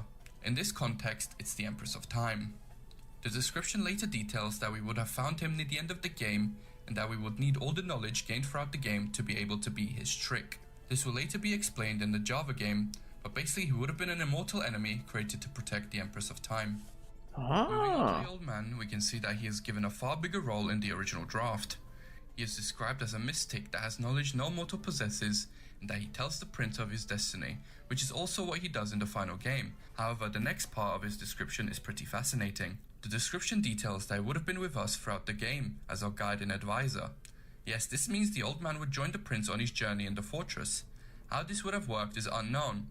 This is massive speculation, but I think he may have played like the Emerald Herald in Dark Souls 2, where she would randomly appear to guide the player, but once again that is all completely speculation. That's really interesting, man. Corey May is a genius. I wish he had more input in the game beyond the script. This is what I meant by more depth. His best friend, the Babylon stuff, etc. Yeah, all of this sounds really cool. Like it being sentenced to death by the Babylonian tribunal. Bro, that sounds cool as hell, man. Yeah, I would have been sick. Well, I think the issue with it was that this game was, someone mentioned it earlier, that it was the development was rushed a little bit, because the first Prince of Persia game came out in 2003, and then this one came out in 2004, right? So that was less than a year, my dude. So yeah, I can see why a lot of things ended up being cut, but this stuff really fascinates me when you see little hints, you know, in the final products of things that were setups for something else. This is the type of thing that just fascinates me, right? Like the Deimos things in God of War 3. Like you can still see a little bit of the Corey's original story in it as well. I don't know. It's fascinating, man. Gameloft created a Java port for Warrior Within, much like they did with many other Ubisoft titles, and the story found in this Java port is very similar to everything I have discussed earlier. The game starts off with Prince telling us that he is destined to die because he changed his fate by using the Sands of Time. His presence alters the present and the future, and for this reason he is hunted by the Empress of Time and her demons. The Empress basically takes the role of the Dahaka here, where she is trying to fix the timeline by getting rid of Prince. At the end of the level, it is explained that the Empress is sending women to tempt the Prince in order to control him. Everything here confirms how she is described in the product description I mentioned earlier, showing that the Java game story was using the initial draft. At the end of each level is a solid plan, Empress. She's sending women to distract the Prince. Man, I used to program in Java. It's not a language you make a game with. It's impressive that they were able to make stuff like this, man. It's impressive, man. The Temptress. She's not the Empress, she's the Temptress. portal. This either takes you to another location or takes you back in in time. What? 28 months dev time for Sands of Time, 12 months I think for Warrior Within, and 8 months for the Two Thrones, right? Yeah, but still, 12 months is just a year, man. It's insane how fast game developers were putting out games back then, man. It's insane to think about it. Like, I'm not gonna talk about it now, but you know where I'm going with this. Just before entering the portal, Prince sees someone who is wearing the exact same gear as him. Obviously, this is the Sand Wraith, and his face is very similar to that concept art I showed earlier. He is wearing a mask, has spiky hair, and looks like one of the Empress's demons. Nothing really important happens till the last stage where we confront the Empress. The Empress details that in another timeline we actually did fall for her temptation, and she made us invincible. We have to fight this version of ourselves, and it is revealed to be the Sand Wraith. The Sand Wraith here is invincible, so none of our normal attacks will make him lose health. So the way we defeat him is by crushing him under a trap. He will be stuck here till the end of time. Since the Empress gave all her powers to the Sand Wraith, she is also defeated somehow. It doesn't make much sense, but the game has to end one way or another. So this final encounter basically confirms what I've said so far. In the product description, the Empress is described to have the power to bend the minds of men. This is shown by her seducing the other prince, which falls for her temptation. The Sand Wraith perfectly resembles his description in the score article. He is immortal and comes at the very end of the game. The score article explained that we will have to use our knowledge gained throughout the game to beat the Sand Wraith's trick. The game shows us that the traps will kill enemies we fight, so we use this knowledge to defeat the Sand Wraith's immortality. The final thing to cover is the sound files found in the PS2 demos of Warrior Within, and this is where we find the original role for the Dahaka. The sound files show us that the prince would have had multiple encounters with the Dahaka, and instead of just running away, Prince would have fought him. Here are some sound files that demonstrate this. You've come back for more. You cannot win, but you continue to fight. You're stronger now. I want to win with honor. Get back on your feet. One of the lines I found interesting is this one. You can try to kill me, but I'll be back. Dahaka sounds wounded here, so the implication is that Dahaka was not invincible initially. But how do we know? How do we know that it's Dahaka though? What if it was another character? What if it was the Wraith or something? I think cut content in Warrior Within was rightfully cut, but it was the opposite for Two Thrones. Well, I mean, some of the backstory was kind of interesting, like the whole like friend dying and the Babylon stuff. That sounds cool. I guess it's like as a starting point. It does get. I do get the feeling that there's not a lot explained like in between Sands of Time and Warrior Within. It just kind of starts, and it's fine, and it starts at a cool moment. But it's like it just kind of we're going. It's like okay. It's 7 years though. Something must have happened in that time. Prince would have been able to wound him. Digging further, there is a voice line where Dahaka pleads to the Empress whilst he is wounded. Empress, victory will still be ours. This demonstrates that the Dahaka was actually a servant of the Empress, and not the guardian of the timeline. This concept art I am showing now possibly demonstrates this, as we see a dark beast that is imprisoned. On a side note, these recordings may sound strange, but this highlights how much of a difference audio processing makes. No one escapes the Dahaka. No one escapes the Dahaka. Dahaka is such an integral part of Warrior Within. It's pretty astonishing to think that in the original story he was a completely different character. Imagine a Warrior Within without the terrifying chases. I can safely say that the story we got in the final game is by far superior to the original story shown here. I mean, I would have to see like the original story, like how it would have played out. But I also like the concept of him being above the Empress of Time, even though that's kind of like confusing because like if she creates the Sands of Time, isn't she like the goddess of time in this universe or something? But there's still like someone above her, which is the Dahaka, right? But I do like the idea of him being the guardian of the timeline. It's just cool, man. That's just cool, you know. He has his voice, bro. Oh, I see. I escaped the Dahaka, man. I was in the God of War. What? I think the biggest issue with modern games. Wait, what? I can't see. Modern games make is think Ubisoft or Bethesda or whatever publishers are one single human entity. They are not. Individual artists make these games. Support the artists.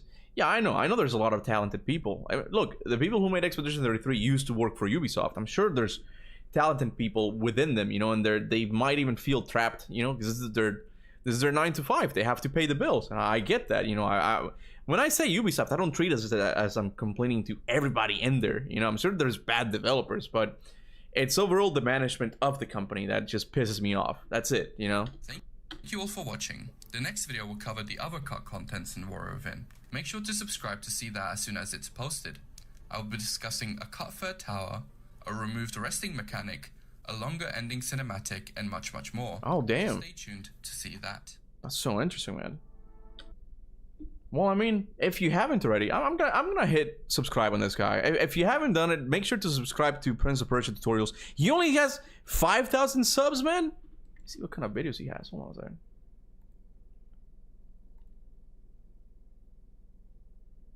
Bro, he has a lot of content. I think it's most recently where he started with the whole cut content thing. He did one from Prince of Persia: Sands of Time. Man. I give this guy a sub. If you like Prince of Persia, you gotta check this out. I don't know if he's gonna continue uploading though, because Prince of Persia right now is currently dead. You know, it's Prince of Persia Kindred Blades, 43 minutes long, man. 43 minutes long. All right, you guys wanted me to watch this one, right? Okay, I gotta go pee real quick, and then we can watch it. I'm assuming you guys want me to watch this, right? Watch all of them. They are great. I won't watch the Kindred Blades one. I've heard that that's the original game for Two Thrones, and I don't want that spoiled for me. I don't want to be comparing it yet. You know, he's currently sick with some kind of. Is he really? The YouTuber? This guy? Oh man, that sucks. I mean, I haven't watched any of his content. I just watched one, but so far so good, man. I liked it. Won't be uploading for a while. Oh man. Kuba, what did your wife think of this game? She hasn't played it. She has not played Prince of Persia. She doesn't like platforming games, and I don't think she's gonna like this one. Like there is a little bit of like PlayStation 2 jankiness to it, and I'm fine with it, but I know she's not gonna stand for this nonsense, you know.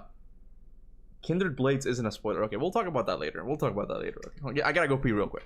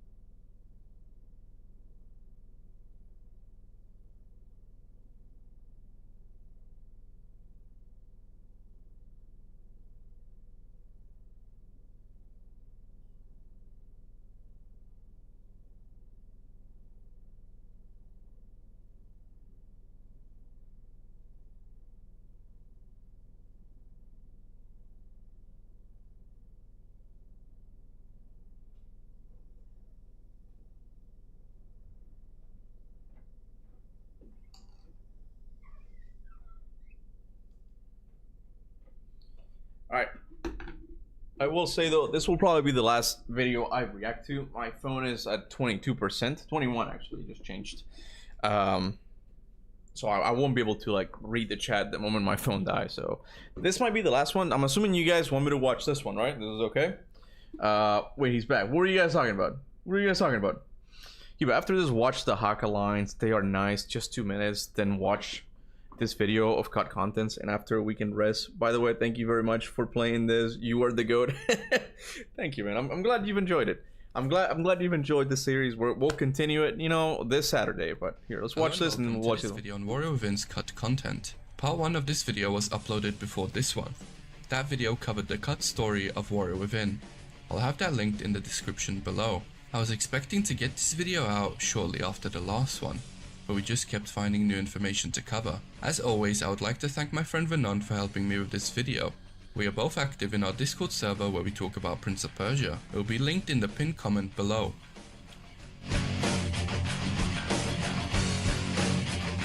To start off, I want to cover the cut voice lines in Warrior Within.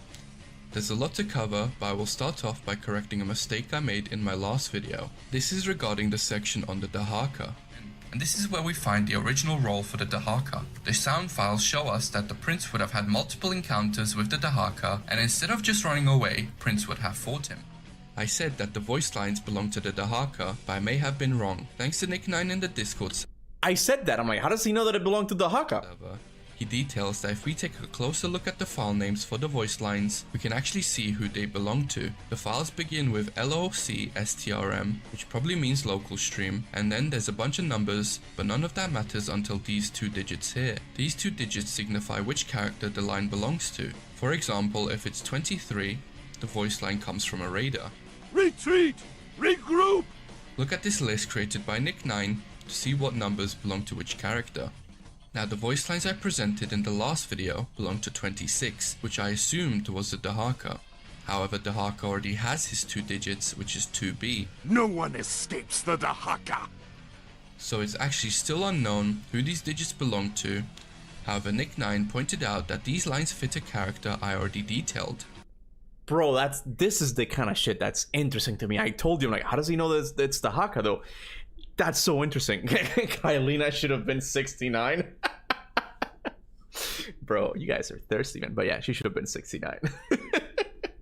Why is the comment not showing? But that's so interesting. So there's like voice lines that we're not even sure who they belong to, right?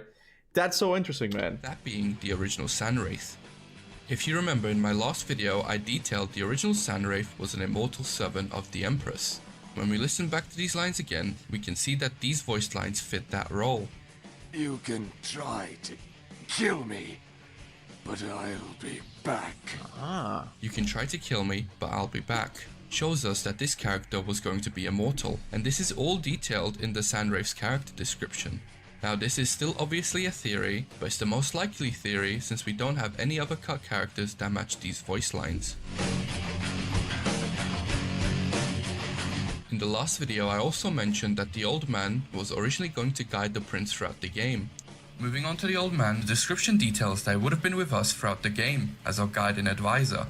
There are actually cut voice lines that could demonstrate this. I admire your passion, but you'll need more than that if you hope to survive madness. You're trying to do the impossible. Good luck, Prince.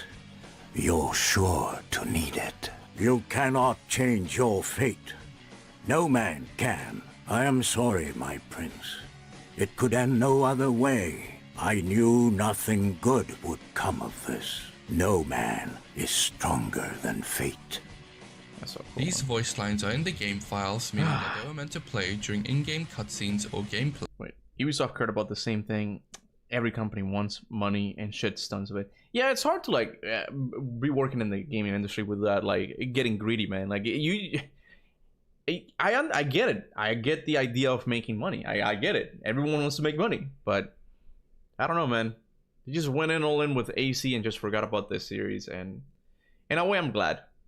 I'm glad because it kind of remains untouched by them, you know. But then again, people did say that the third one is kind of sucky, but I don't know. These are all completely unused as the old man was relegated completely. We'll watch this one first, guys, and then we'll watch the Kindred Blades. If you guys think it's a good idea for me to watch it, I have no idea. Cutscenes, which have their sound files built into their videos. The way these are said makes me think that perhaps he would have been like Prince was in the Sands of Time, where he would comment when you would die or pause the game. Shall I go on? Yeah.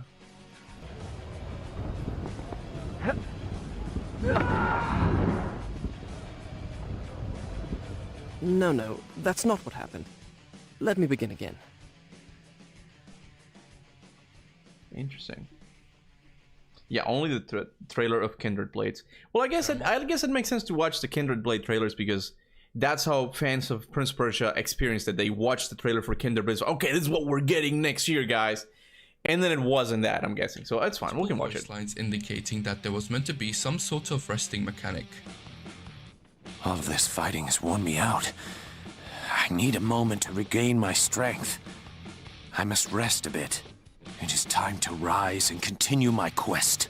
Just a short break, so that I'm better prepared for the trials that lie ahead. The more likely scenario here is that when Prince was low health and near a fountain, Prince would say these lines to remind the player to regain health. The first time the prince sees the hourglass is during his conversation with Kailina. Prince doesn't acknowledge its presence, which is strange when considering the history Prince shares with the hourglass. However, in a cut voice line we can see that originally there was going to be a cutscene where Prince talks about the hourglass. Could it be?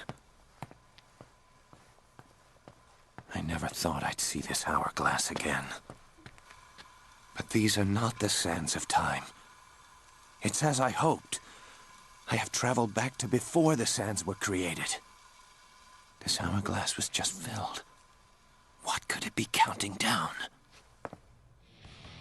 That's so interesting, because yeah, I didn't even register that was the same hourglass from the first game, but it is. It just doesn't have the same sands in them. That's so interesting, man. Captain, do you know the Prince actor is the same as... Yeah, everybody has been telling me like this fact since I started playing Warrior with it, man. Kinder Blaze trailer was just a CG trailer that doesn't reveal much of the plot or gameplay. Okay, we can watch it then. The special load map sequence, we can see that we were originally going to go straight to the throne room the first time we arrived at the access room. The fight with Shadi would occur after this. This was probably cut due to progression reasons. Going to the throne room this early would be useless since there's nothing to do here at this point in the story. Plus the towers are already aligned with the sacrificial altar, meaning most players would have missed this cutscene anyway. There are many cut voice lines where Prince would guide the player to the correct path. I don't remember this being the correct path. I think this is the right path. No, this isn't the right way. This could be useful. This has to be good for something. This is here for a reason. This embodies my whole experience with the game. No, I don't think this is the way. I've been here before. It embodies my whole experience with the game, man. That would have been great for me, exactly, man. Thank you, Ubisoft, for cutting this. Come on, man. This is the way I should go. Yes, this is the way I should go. I would have needed that so much, man. I wouldn't have needed the chat, this stinky chat. Okay, I'm kidding. I love you guys. I love you. Should lead me where I need to go.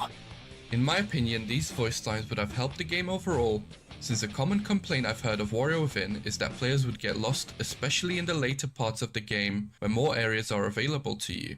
I'm telling you, I feel like I would not have finished the game if it wasn't for you guys. I think I would have to watch YouTube or something, because the backtracking is insane. That is the biggest issue with the game, man. Like that's the biggest hurdle. And yeah, those lines could have been better. It could have done to like improve the experience. I'll give them that. Yeah, me as a 10-year-old would have loved these lines. Exactly, man. The Cuba patch. Hey, Prince of Persia War Within needs the Cuba patch, man. His adventure. I've never been so scared in my life. My trials never cease. Were it that I never open the sands. It's only a tangle of vines. This island must be getting to me. This shouldn't surprise anyone. Being chased by the Dahaka for 7 years would break any person. They probably removed this to make Prince seem more battle-hardened. It would have been a nice addition in my opinion, as it humanizes Prince quite a lot, which I agree too in the final game. I agree too. There's not enough emphasis on the fact that he's been running for 7 years. Imagine what that would do to someone's psyche, just constantly running away from this freaking primordial being who's trying to fix a timeline.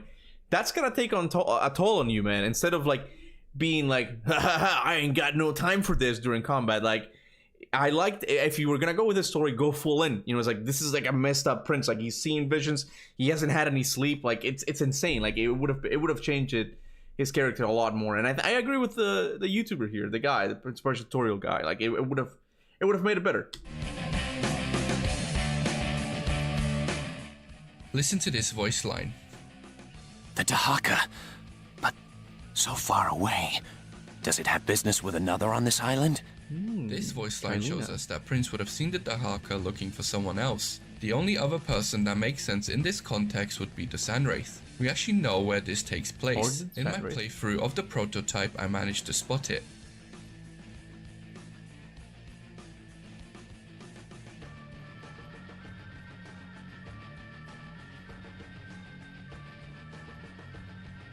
Oh.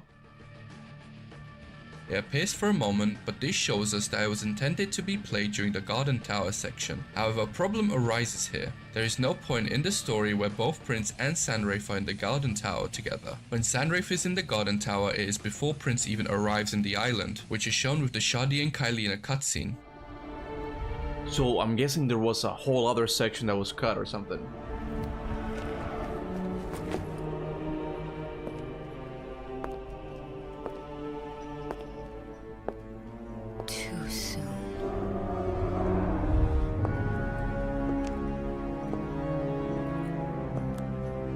Its ship approaches. It is just as the timeline foretold. I'm sorry, Empress. So we can only speculate here, and my guess is that the subtitle was probably just misplaced, or the less likely option is that the original route we take for Sandrafe was completely different. I tend to believe that, like that, the fact that that line is there makes me think that there was something else cut, you know, and that's why you don't have evidence of that anymore. But that's kind of what happens. Forgotten Sands takes place before War Within Cuba. It tells a story of the years in between. So I've heard, but I've also heard that it's one of the most disappointing AC games. I still want to try it.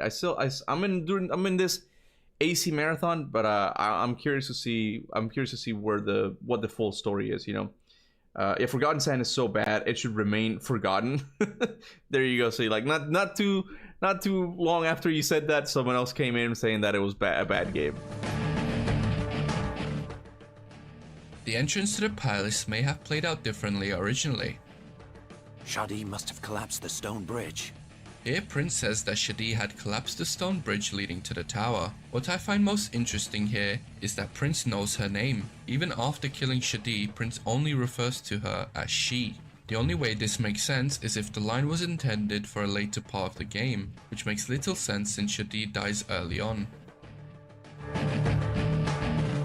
Man, this guy is going full detective mode here, and I love this, man. There's an interesting voice line where an enemy signals to kill the girl.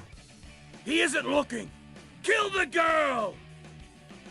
This voice line makes very little sense. This voice line makes little sense since there is no female on the island who the sand monsters would want to kill. Yeah. Shadi doesn't fit here because she was the leader of the sand monsters, and Kailina definitely doesn't fit here since the sand monsters served her. The most likely theory is that the game might have at first played with the idea of boosting the innocence of Kailina. What if it was Farah? What if it was Farah? It does seem kind of weird that she's completely absent from the whole game. Shadi was saying you cannot change your fate to Kailina and not Prince. Yeah. You should be like him, Kuba? Like the YouTuber? I used to be, I guess. Not anymore, not as much. Originally, after you break down your first wall with the Scorpion Sword, Prince would comment on its power. Able to break down walls. This sword is powerful indeed. I will be covering more cut voice lines across this video when they are more relevant to other cut concepts. That was an experience.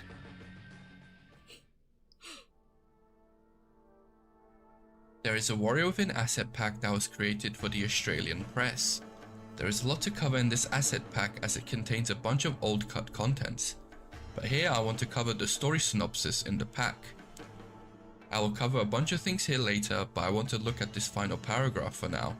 Our hero returns to Kailina. He explains his mission to find the Empress and prevent her from creating the sands. Mahasti indicates the Empress has begun the process. If the prince has any hope of stopping her, you'll have to unlock the game mechanism, which is controlled by 3 separate towers. This line originally confused me as I thought there was a possibility that there was a mistake made by the person who created the document. But when we look at the metadata of the file, we can see that the person that created the doc was Corey May, the writer of Warrior Within. So there is obviously more to investigate here. I found out what this third tower was thanks to Konstantin at VK. He brought to my attention that the third cut tower was the guard tower we see in Prince of Persia Revelations. We know this because in the original soundtrack for Warrior Within, there is a cut ambience track called The Guard Tower Past. It is currently playing in the background of this video. In Revelations, this section of the game has us transverse a tower to unlock the Galen. Which one's Prince of Persia Revelations?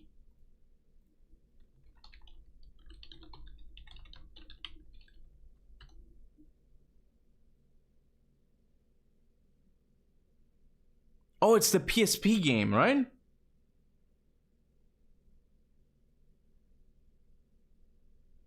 But I thought it was just like it was just a version of Prince of Persia Warrior Within, right? With added content. Ah. It's a PSP port of Warrior Within with some extra levels. Oh, that's cool. I might get it. I have a PSP now, so I might honestly get it. I don't know. I don't know. It's gotta be hard to play on the PSP. Not gonna lie. Hourglass room. What we received in Revelations was definitely not what was originally intended for the tower. The text clearly states that it would have been one of the towers used to unlock the throne room, not the Hourglass room. If we use the same method of finding cut contents, but it's meh. There's another track called Escape in the Temple. This track is used and plays when we first teleport as we are hunting Shadi.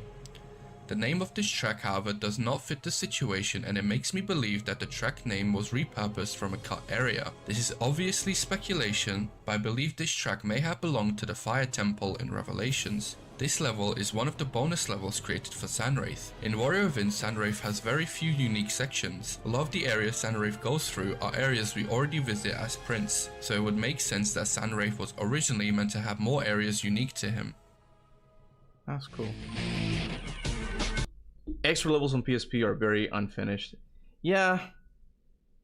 You know, ports to the PSP, man, just tend to be kind of at best, you know? It's kind of hard to like get super into them.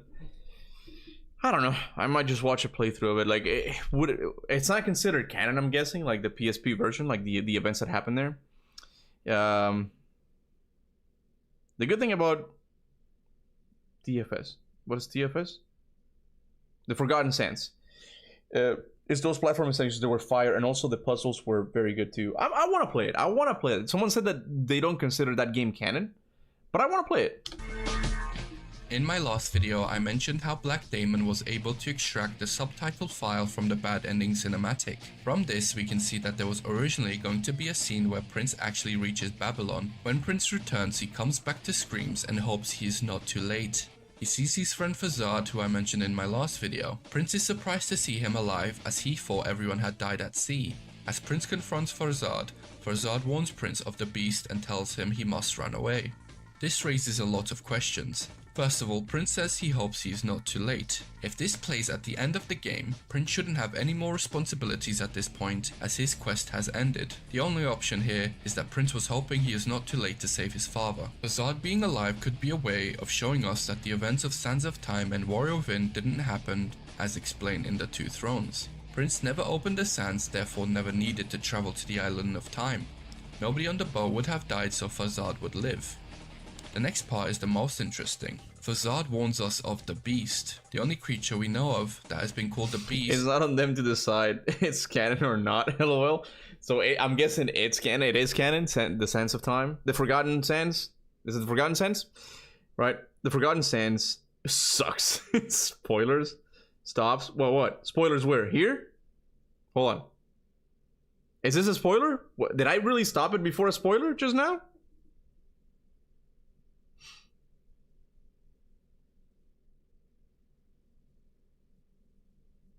Okay. Sands of Time timeline. Sands of Time. The Forgotten Sands. B pop? What is Prince of Persia B? What is that? Revelation and then Two Thrones. Forgotten Sands is a fun game. Shut up. I thought there were spoilers. I don't know. Ask the others here, but I thought it was a spoiler. Okay. The Dahaka. However, Dahaka should have no business with the Prince anymore, which is shown in the scene that plays before this section. Dahaka approaches Prince but only cares to get rid of Kailina and the Amulet of Time. So Dahaka going around Babylon doesn't make any sense. The only option here is that Fazard was referring to the figure at the end of the good ending, but the phrase the Beast makes it seem like this is a known figure. The figure shown at the end of the good ending is clearly disguised and shown as an unknown figure as he is hooded. So all we can do is speculate, and it's a good thing this part of the ending was cut. Probably around 95% of players at the time only got the bad ending. So all this extended scene would have done was 95% of players got the bad ending. I'm just saying. I was not meant to get it on the first time, you know. Irfam says Warrior Within is better than Two Thrones. And then Two Thrones is better than Sands of Time. Ooh, that might have been controversial, man. That might have been controversial. Okay, what's a spoiler now, Ariane? What's a spoiler now? What? Tell me. Forgotten Sands has some of the coolest platforming ever and dumbest bosses. Alright, we'll see, man. We'll see. Yeah, I'll be honest, Irfan, like, based on what I've seen on the Two Thrones, it doesn't look that bad. It doesn't look so bad that it's like, what is this? I don't know. It seems like a normal continuation, but we'll have to wait and see.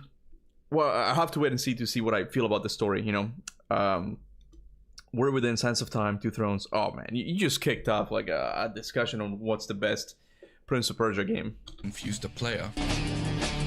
Got Prince designs. As with any game, our main character, the Prince, went through many design changes.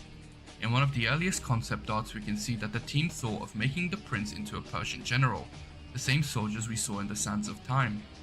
With a lot of these cut contents, you will find that there was a heavy pirate theme, and a lot of these early concepts demonstrate that.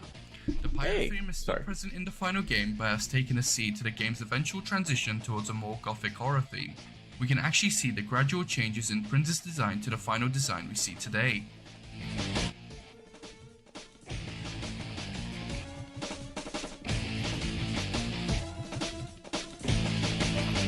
The most important cut designs are actually these textures created for Prince. These were probably unlockable costumes that had to be cut for time. Bro, look at this. I might be in the way. I'm in the way. Hold on a second. This Prince here has the amulet, but it's stabbed on his chest. Like there's blood coming out of it. You see that? What the hell is that? Two Thrones has touching ending, very satisfying. We'll see, man. We'll see when we get there, okay? This Saturday. If you don't know, I am going to be playing Prince of Persia, The Two Thrones this Saturday, okay?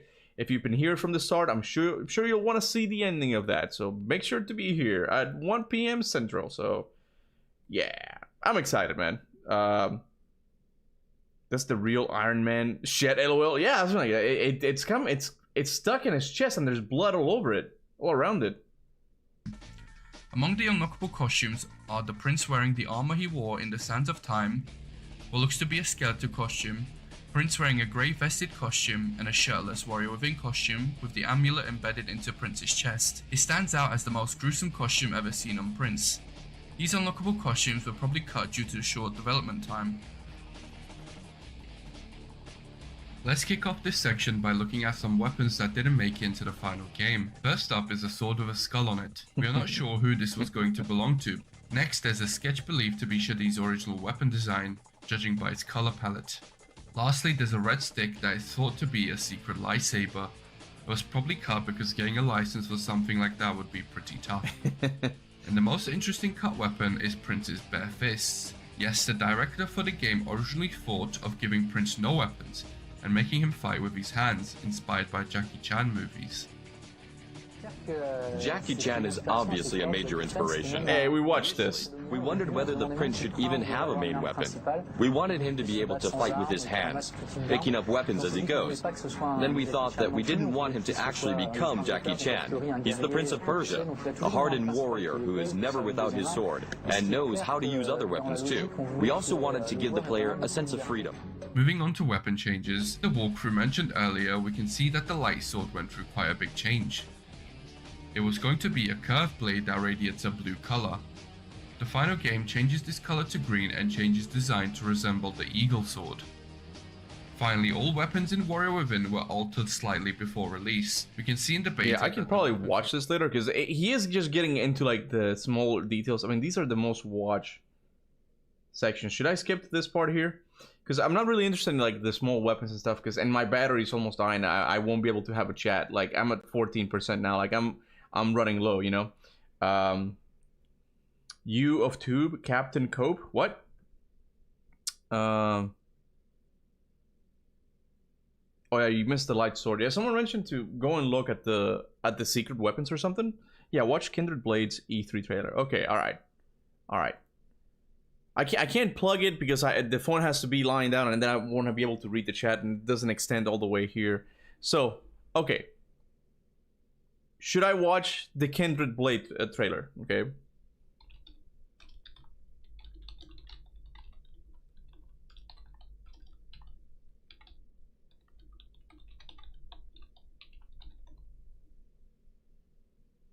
Is this it? Should I watch this? All right, you know what? We're putting it up to a vote here. Okay, give me a sec. Give me a sec. We'll do it.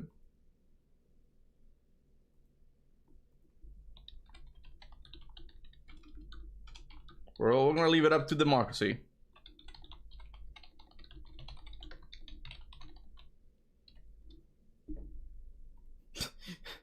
Kindred bald. Here, we'll go to big face for them in the meantime. Okay, we'll see how you guys vote. Kuba, just the Haka lines after trailer and done. Finito. Yeah, I think we'll have time. 14% is enough for that. Watch the demo clip of it. I think we're adding too much stuff to watch, Red. Okay. Watch the upscale remaster video though. I in a way I kind of wish I would have played the game in a more upscaled resolution. That would have been better, because it was kind of grainy. I didn't like how it looked. Leave it after the Two Thrones. I don't know, man. 75% are saying yes, man. There are no spoilers.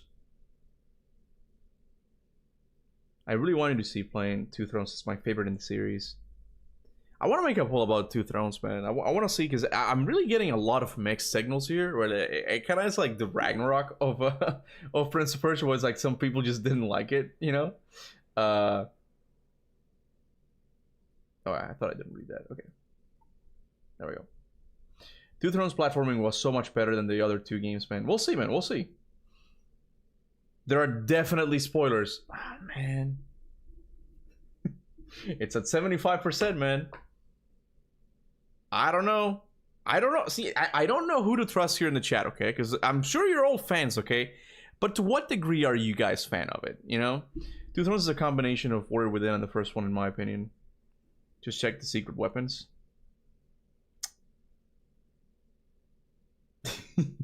Two Thrones is a good game, but it's not Warrior Within. It has spoilers. Okay. What you might consider spoilers, someone else might not. Okay. The story was changed entirely. There's no spoiler. Okay, so here's... okay. So this trailer came out before Two Thrones, right? Is that correct? Just tell me yes or no in that, okay?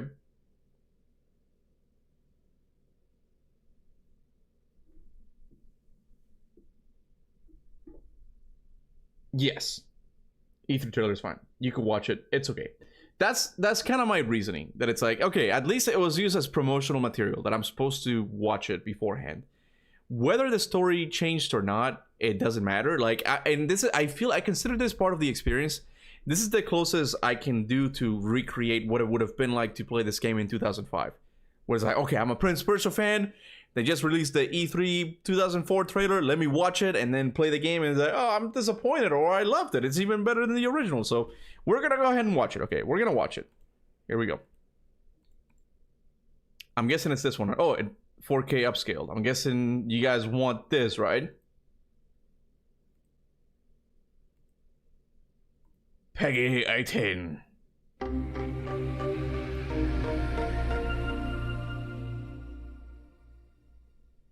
He thought he had left his past behind him. He thought he'd have a future. He was wrong. The battle has just begun.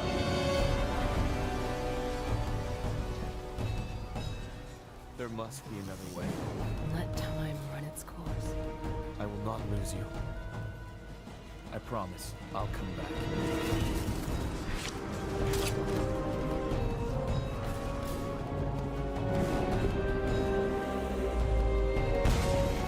She died? Now, everything has been taken from him, and he must fight to get it back. These are my people! This is my war! I will not be your prey!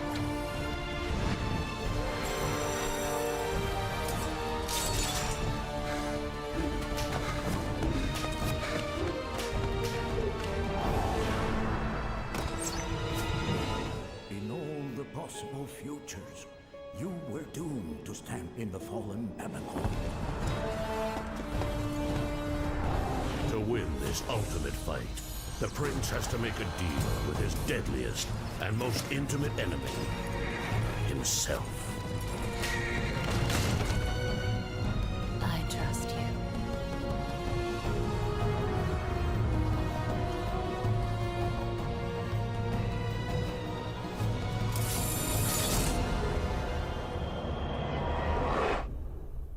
I can't lie. A lot of this is still in Two Thrones. Yeah, I'll be honest. I don't think I got anything. Nothing that I'm like, oh my god, that happens. I mean, I know there's like a shadow version of the prince. Like all the promotional material, like the box art has like a shadowy version of him. I have no idea who that is. I don't know how that works in the lore. Don't tell me. Maybe the closest thing is that Kailina dies. If even that happens, I have no idea. Don't tell me. Don't tell me. This trailer is absolute ass. Yeah, I can't say that I'm still excited to play it, but not. I'm excited to play the game in spite of the trailer, not because of it, right? It's like the trailer didn't do much for me. It's like, okay, that was kind of an ass trailer, like you said. All right, we're gonna do Prince of Persia: Warrior Within Secret Weapons, and we'll call it a day. All secret weapons. All secret weapons. Let's see what they do. Let's see. I'm guessing this. We can speed it up a little bit.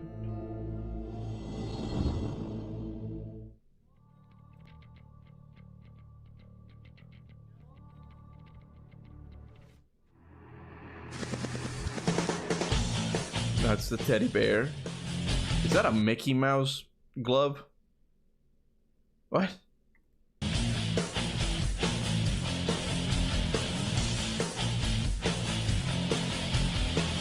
Let's see how this works. Okay, we're gonna speed up a little bit, and that way we can also like avoid the music as well. Perfect, just perfect.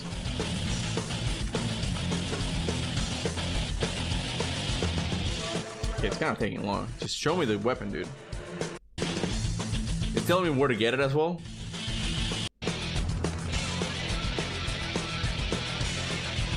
Ah, there it is. So when you have the weapon, what happens? Like you just hold, can you drop it or something? Teddy bear is a weak weapon, although it heals the prince with each hit. It's punk rock now. Wide hand. That is a Mickey Mouse glove, man. I don't know what you guys are talking about. Let's see. You can drop it, but it's unbreakable. That's why, like. So if you want, you can play the entire game with it. What does the Mickey Mouse hand do? It knocks down enemies with one hit. The wide hand is weak by itself, but it will double its damage while counterattacking. Ah, okay. I'd suck at counterattacking, so I won't need it. This idea of like having like secret weapons, the flamingo. This is so early 2000s, man. Like even like the costumes in God of War 1, the Chef of War, you know, or Tycoon Kratos or something. Tyconius, I forgot what it's called. Wait, Prince of Persia Tutorials explains the mechanics of all the secret weapons very well. You should finish the video on your own time. I might do it later, yeah. I wonder what he talks about in the Kindred Blades theory, though. That one's like a whole hour, almost an hour, I think. Yeah, with the briefcases, exactly that one, yeah.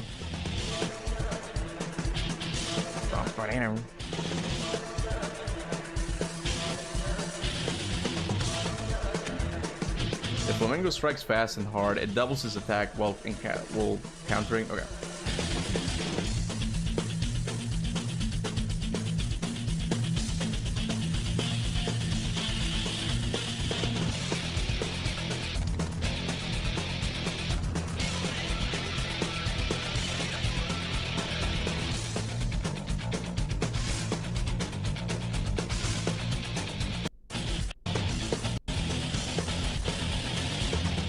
It's the second best secondary weapon to the prince with its damage rate with a light sword. Okay.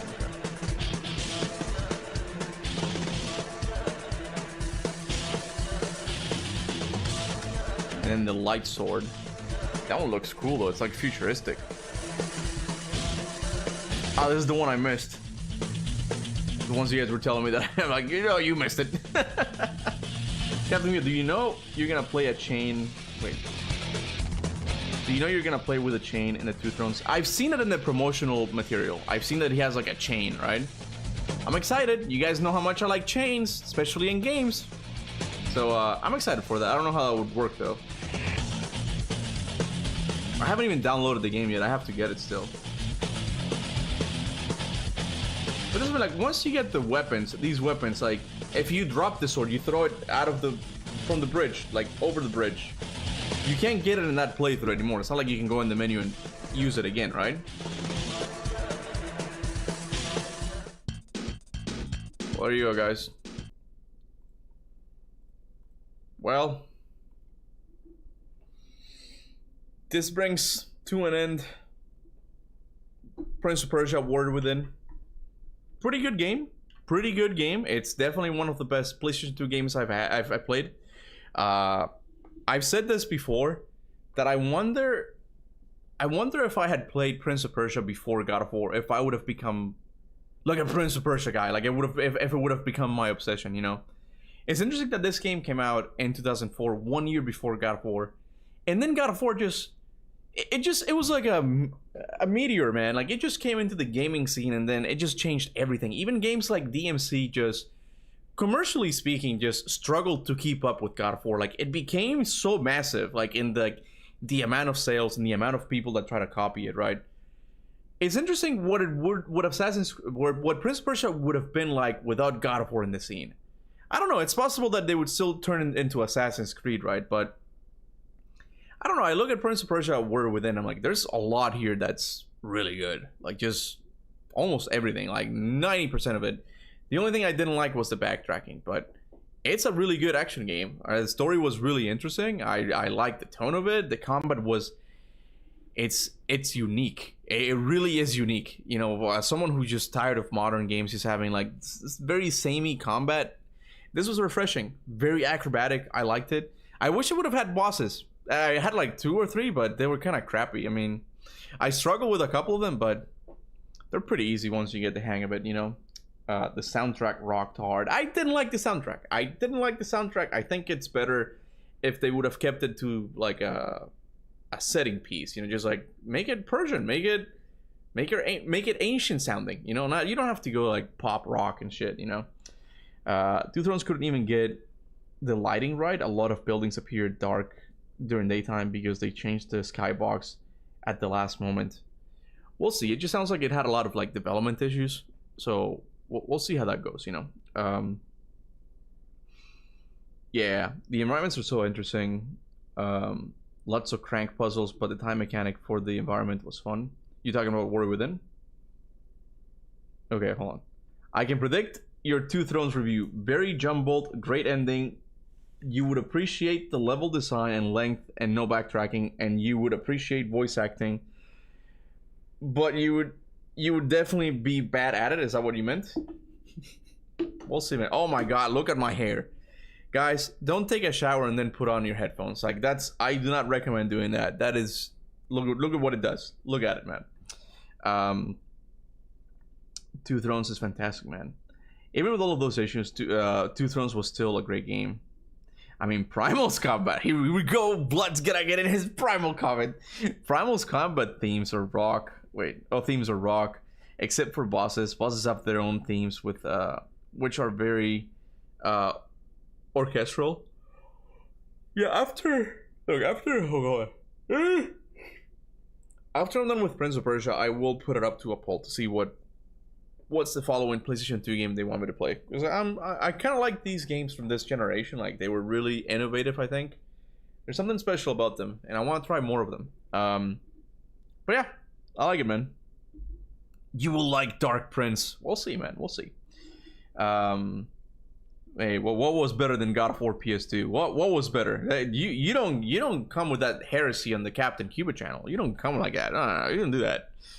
Legacy of Kain. I want to play Legacy of Kain, man. But like I said earlier in the stream, like I think my cutoff for games that I enjoy are like from the PlayStation 2 era. Surprisingly, I can't play older games like the SNES. I don't like NES games that much, but SNES games are not that bad. I have some issues with the saving, but on the PlayStation 1 era, man, like I just struggle a lot with that transition era from 2D to 3D. Like, they were still figuring out a lot of things, you know? Speaking of figuring out a lot of things, it reminded me of Castlevania 64. And then it reminded me that Castlevania did have a 3D game on the PlayStation 2 game that was pretty good, I've heard. I forget what it was called. It was like the first Belmont, like he was a knight or something. I'm interested in that one as well. I'm interested in that one. Prince of Persia walked so God of War could run. Yeah, I definitely see some similarities between the two. Like, if you like God of War, chances are you could like Prince of Persia as well, and vice versa, you know? Prince of Persia, of course, had more emphasis on the platforming, and that's fine. I really like that. It's been a really fun platforming game. Kuba, read my comment. Oh, I'm sorry, I missed it.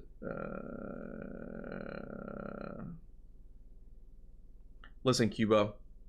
Warrior Within is better than Two Thrones, but the ending of Two Thrones is better than all the Prince of Persia story combined. Oh, damn, bro. Damn. The bar has been raised. We're gonna see for ourselves.